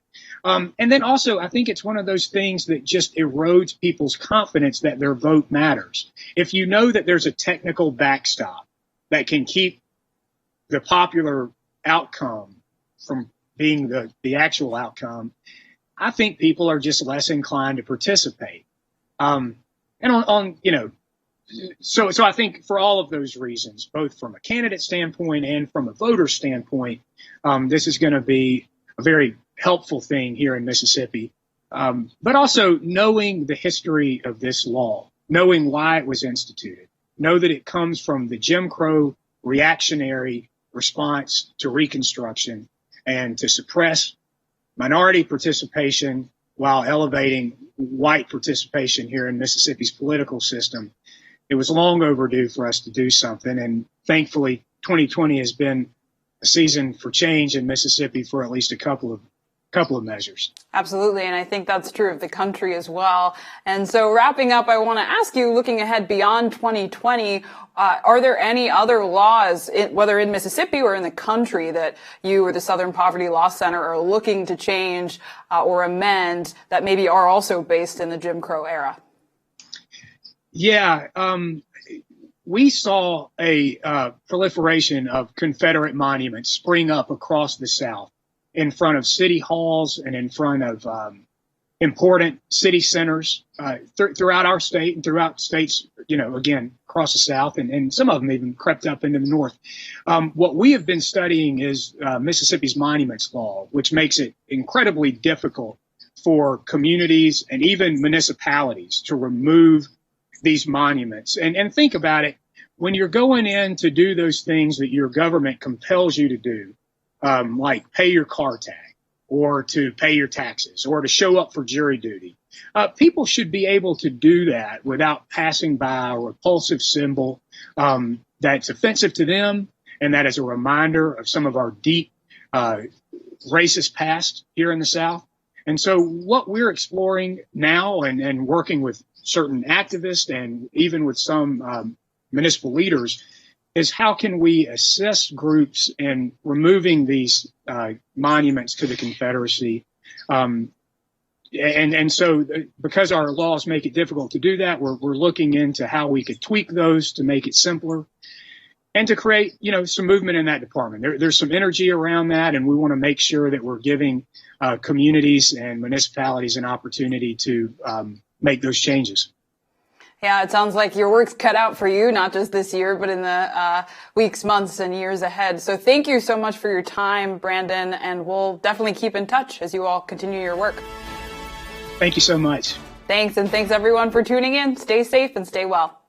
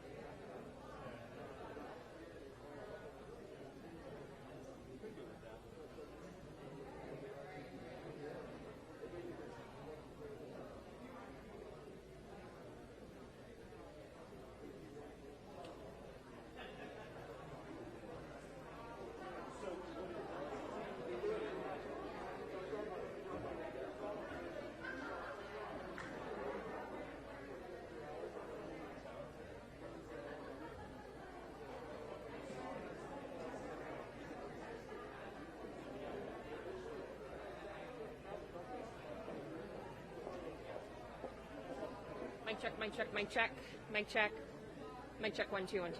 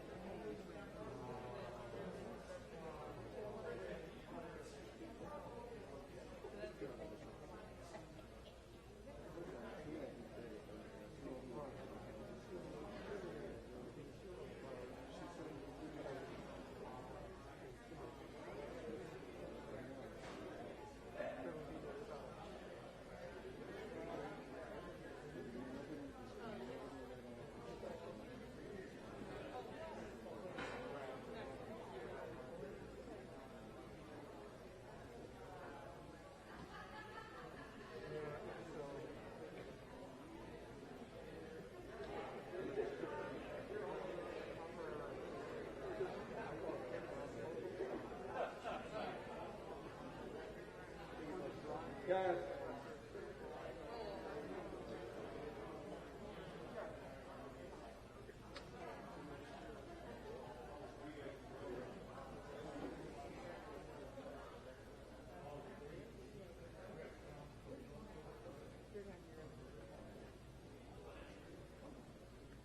Good evening, everyone.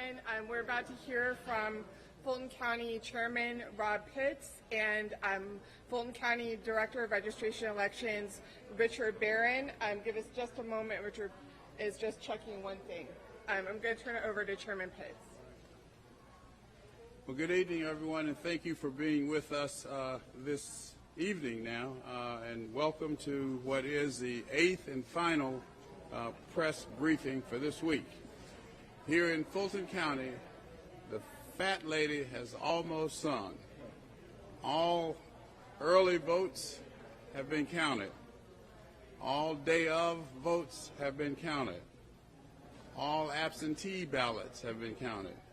Now we're concluding the process of counting the provisional ballots, and mine happens to be one of those provisional ballots.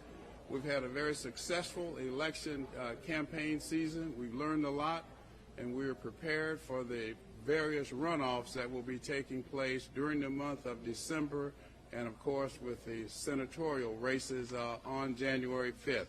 So again, I'd like to thank Mr. Richard Barron, our Director of Registration and Elections, his staff, but more importantly, the volunteers who really worked in many instances around the clock to ensure that this election season, this November 3rd election, would be successful for us. And I'll say again that I had no idea when we first started that Fulton County, Georgia, would play the role that it has played and continues to play in determining the next president of the United States of America. Fulton County, Georgia is a big deal.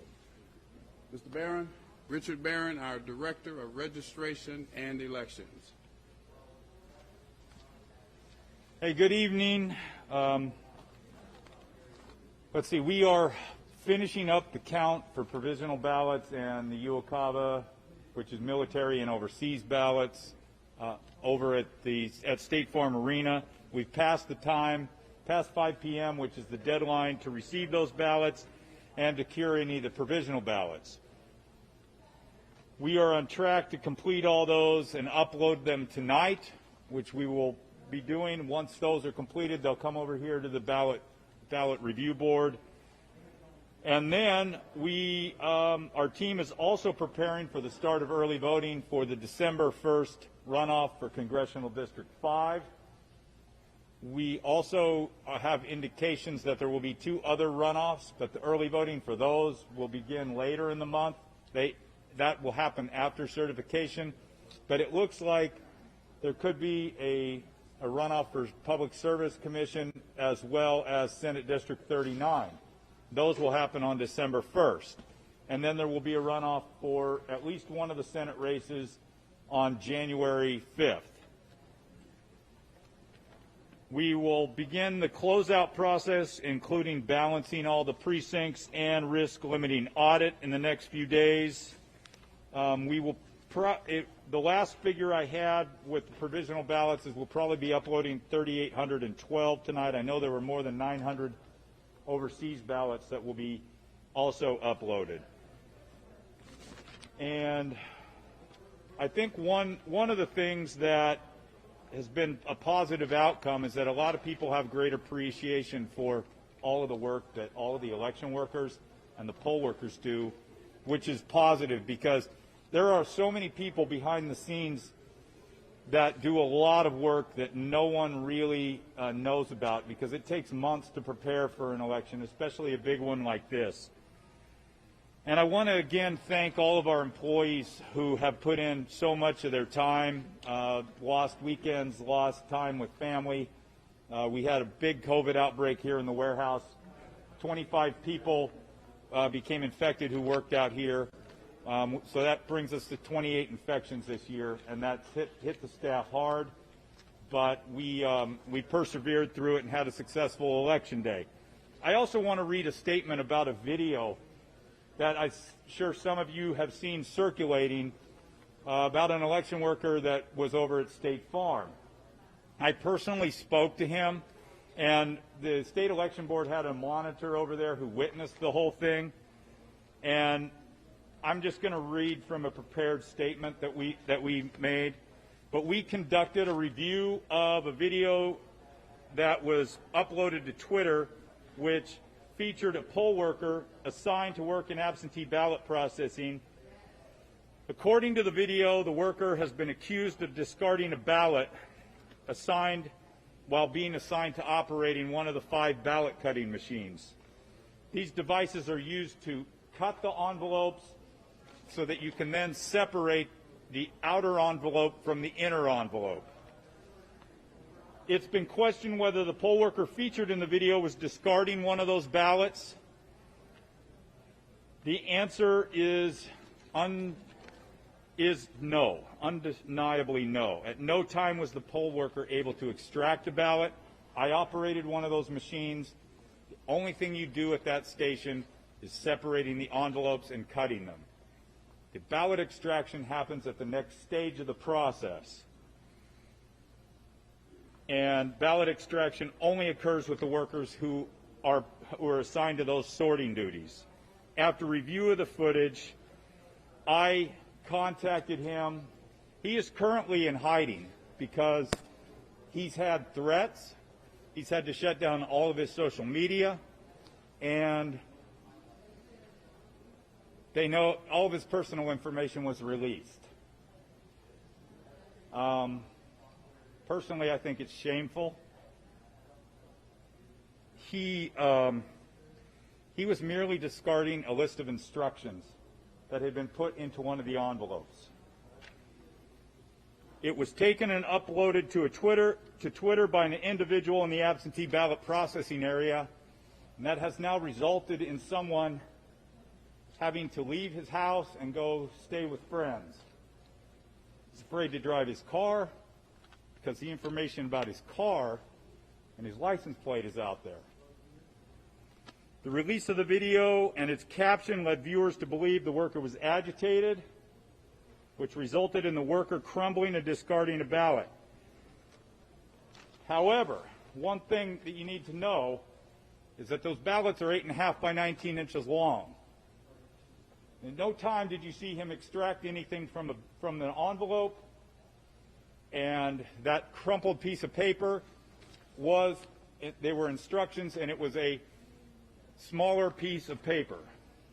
Voters often include lists of instructions, like the one discarded in the primary absentee ballot envelope, when submitting their ballots in the mail and or drop boxes. And he was one of the workers that we had who trained everyone how to use those cutting machines because he was very good at it, and he was the fastest one. We depended on him, and he's no longer out there right now. So I told him, I expressed my sorrow in that all of this has happened to him simply for wanting to be an election worker and doing nothing but a good job during that. And so I can take questions now. Any questions? What time will the provisional and the overseas be uploaded? They were still opening and scanning when I left to come over here, so it'll be sometime tonight. Like overnight, or do you think before midnight? Oh, I think it's going to be, most of it is complete over there. But they didn't deliver Uocava until after 5 p.m. over there. So it's going to be, unless the last accounting that I got was 3,812 provisional. It could be, there was a member of our staff that was doing research on some of them to make sure that some of the rejected ones by staff. She goes through and does a check every election on the rejected ones and does more research to make sure that any of the ones that can be accepted do, because she's got much more experience than the other staff that we bring in to help us during election cycles. Mr. Barron, how are you responding to the GOP claims that there was election fraud on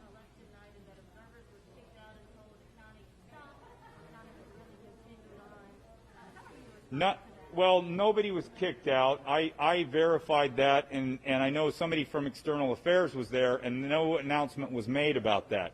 At one point, there was an indication by my staff that they would stop for the night. I told them to keep going until at least 1 in the morning, which is when they stopped over there. But at no time were observers told to leave. And it's correct, an observer, a legal observer from the Secretary of State's office was also there. Yes, there was a somebody from the state election board was over there, and I think a state investigator went over there as well. So. Just 1 second. Yeah. So you guys have overhauled the way that the election system works because of the pandemic. So after the virus is wiped out, is the early voting system going to look so robust? I mean, what's changed because of the way you had to adapt to the virus? Well, I think we have had to. A lot of the procedures that we've had to undertake have changed just because, like, for example, all of this equipment, we had to move all of this over to Georgia World Congress Center, which we're going to have to probably do again before the next election just to prepare it. Because when you get into, even though there's a lot of circulation in here, when you get a lot of people in a smaller confined space like this, and this isn't even all of our carriers. Some of them are down at another warehouse now. There's just a risk to that. I think what this virus has shown us is that we have to do things a little bit differently. I mean, there are a lot of things that we're doing now that I guess we haven't done before, and honestly, right now, I'm probably too tired to think about all of everything that we're doing differently, but if you want to talk to me offline, I can sit down with you and go over that. Yes? Just to be clear, this is visual and talk about referring to having no way being included in any information on the Secretary of State's website. They have not been processed and they have not been included in any other on the Secretary of State. Right. Well, it'll be uploaded tonight. That's correct. And also, on the ballots that are arriving here at the warehouse, will they get copies? Are they between sections or is everything already here? I think the ballot review committee is already meeting, so I think they did an upload earlier and they might have sent partial results over here, and then the rest of them will come tonight. Because they were to meet at 2:30, so I think they sent something over for them to review.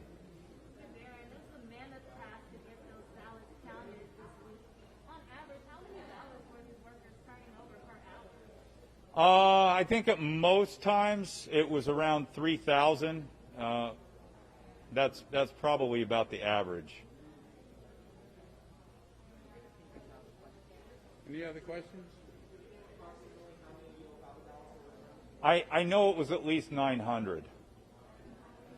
And that came over the last couple of days, the last, I think, 2 or 3 days.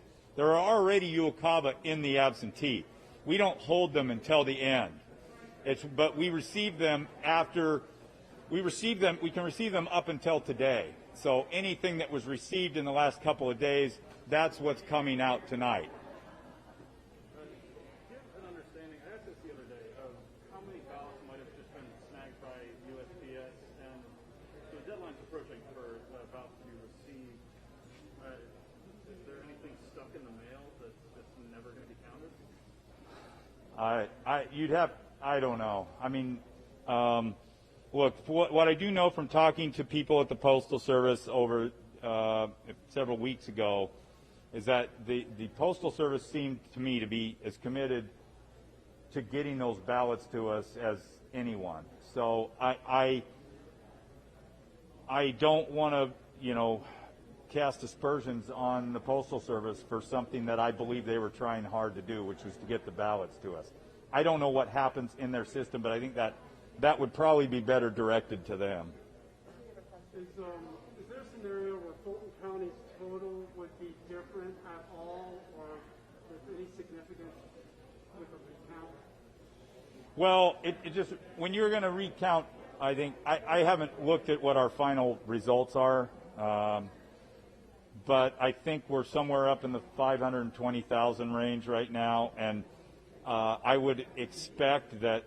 I've never seen a recount with any kind of volume where the results don't change by a few here and there. So it wouldn't surprise me. And I think the last time we did a recount here was probably 2017 mayoral, and I believe we had an 11 vote difference in that. So it wouldn't surprise me if something changes. That's a lot of ballots. Talk a little bit more about the poll worker who's been targeted. Is Fulton helping protect this guy? Have there been threats sent to your office? We haven't had any threats sent to the office, although, and I did talk to him about that, and I think there's been some preliminary discussions about whether or not we need to do something to give him some sort of protection, but I don't want to get into that right now. If there are no more questions, thank you all for coming. Thank you very much.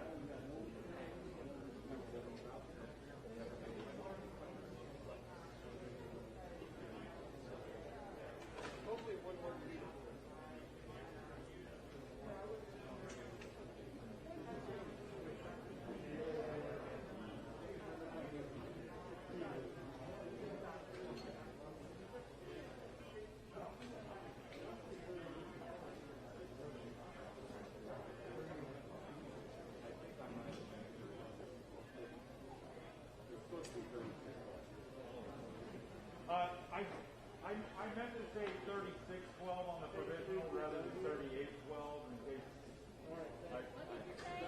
The provisional count, I should have said 3612, not 3812. I know it's overnight.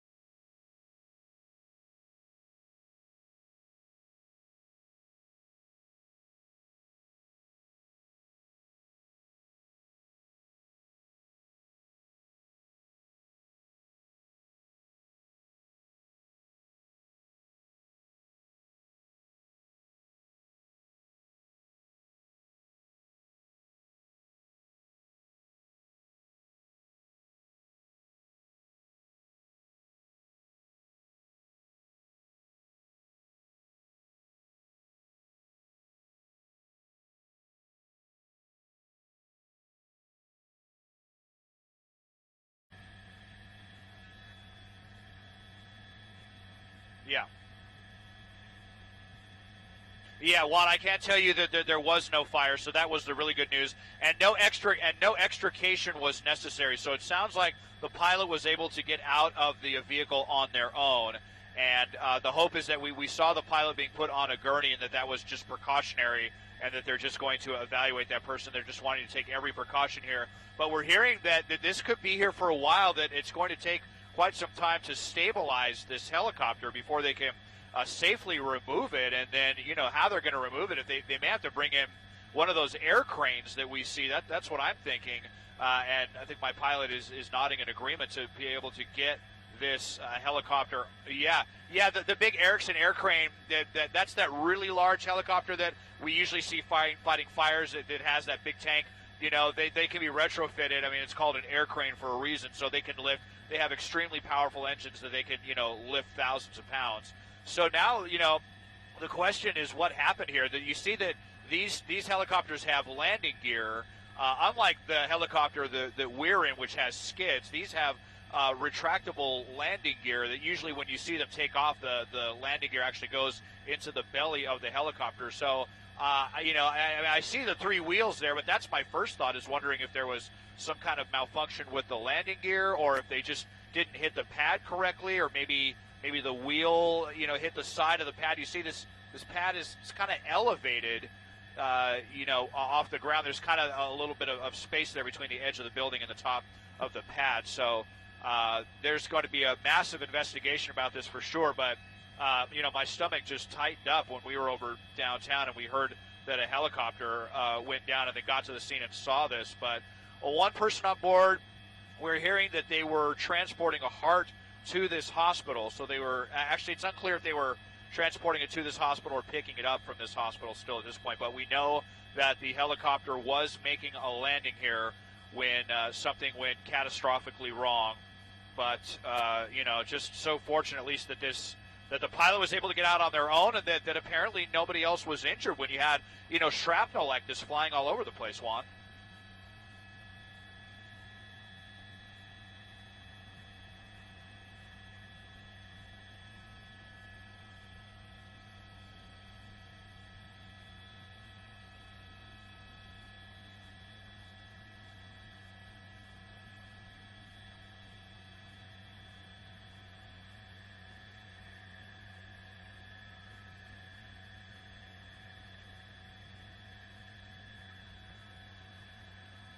Yeah, that's very, very possible.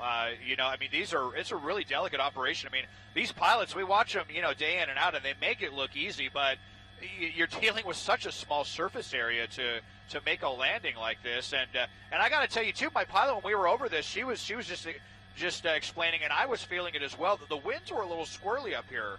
So I have to wonder if that was a factor as well.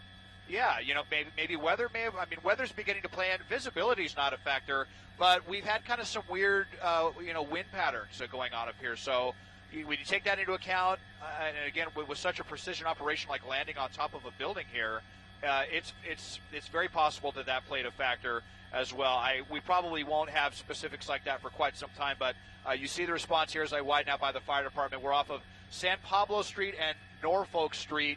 At County USC, that massive campus. This is Keck Hospital, where this chopper was making a landing, either to pick up or drop off a heart that was ready for transplant. One.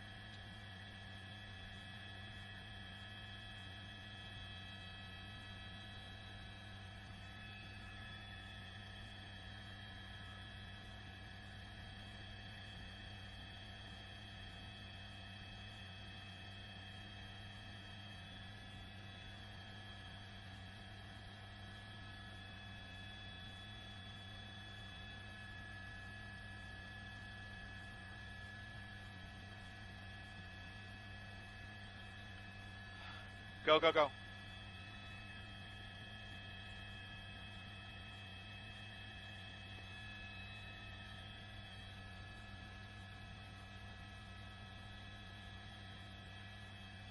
Go.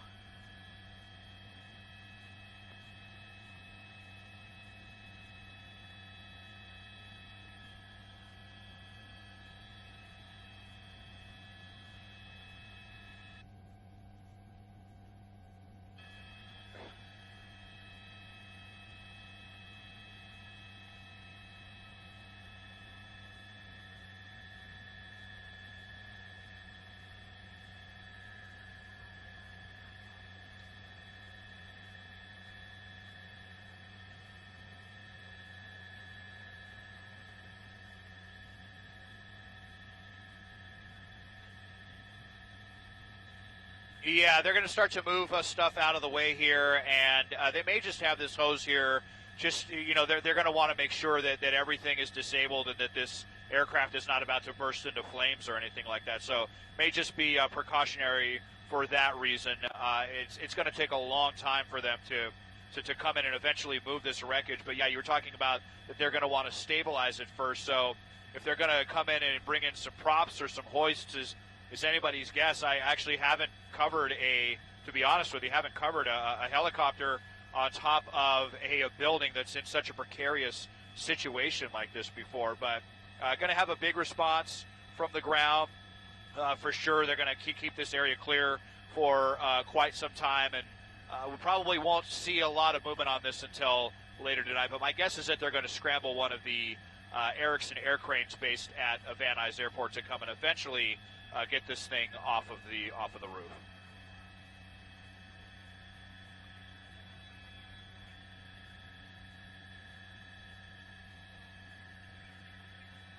Well, this 109, I can tell you that it can seat. Well, you have two people up front, the crew, and then I believe they're retrofitted to fit as many as 6 people in the back. So they have a pretty big payload. I can tell you that.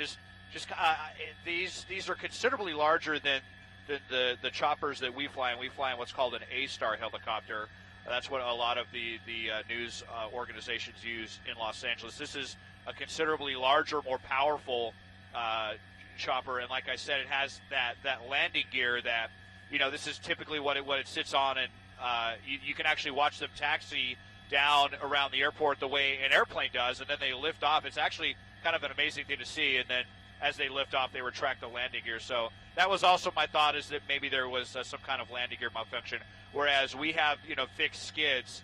These have landing gear, so they're a lot more flexible, but going to be a lot to learn in the coming days. LA City Fire securing the scene. They just want to make sure that there's not going to be anything dangerous here with fuel leaking. You see them standing by with that hose. They're just going to want to make sure that everything is off here, all of the electronics, and it looks like some kind of liquid came out there. And then the question, you're right, Juan, and not insignificant, is the status of that heart, because this is going to be a delay. These organs have to be moved in a very timely manner. They're very, very time sensitive, and someone is waiting for that heart. So that's going to be another wrinkle to the story.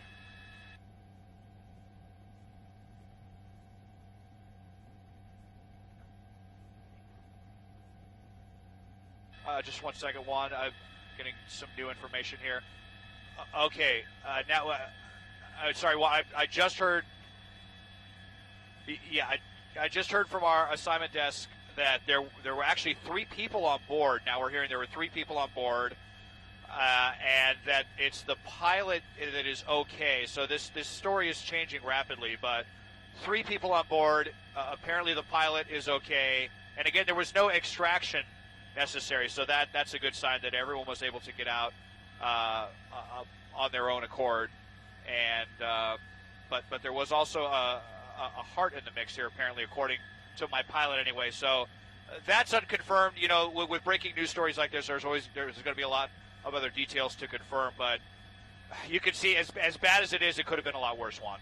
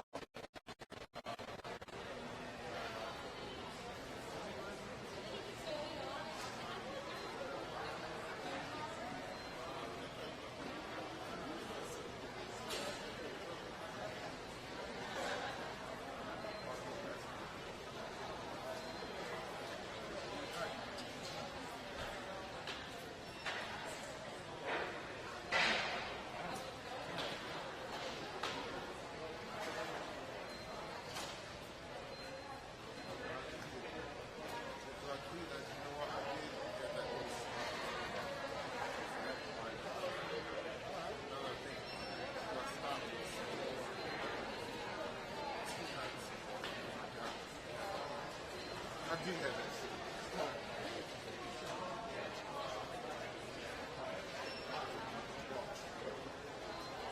I'll tear it down.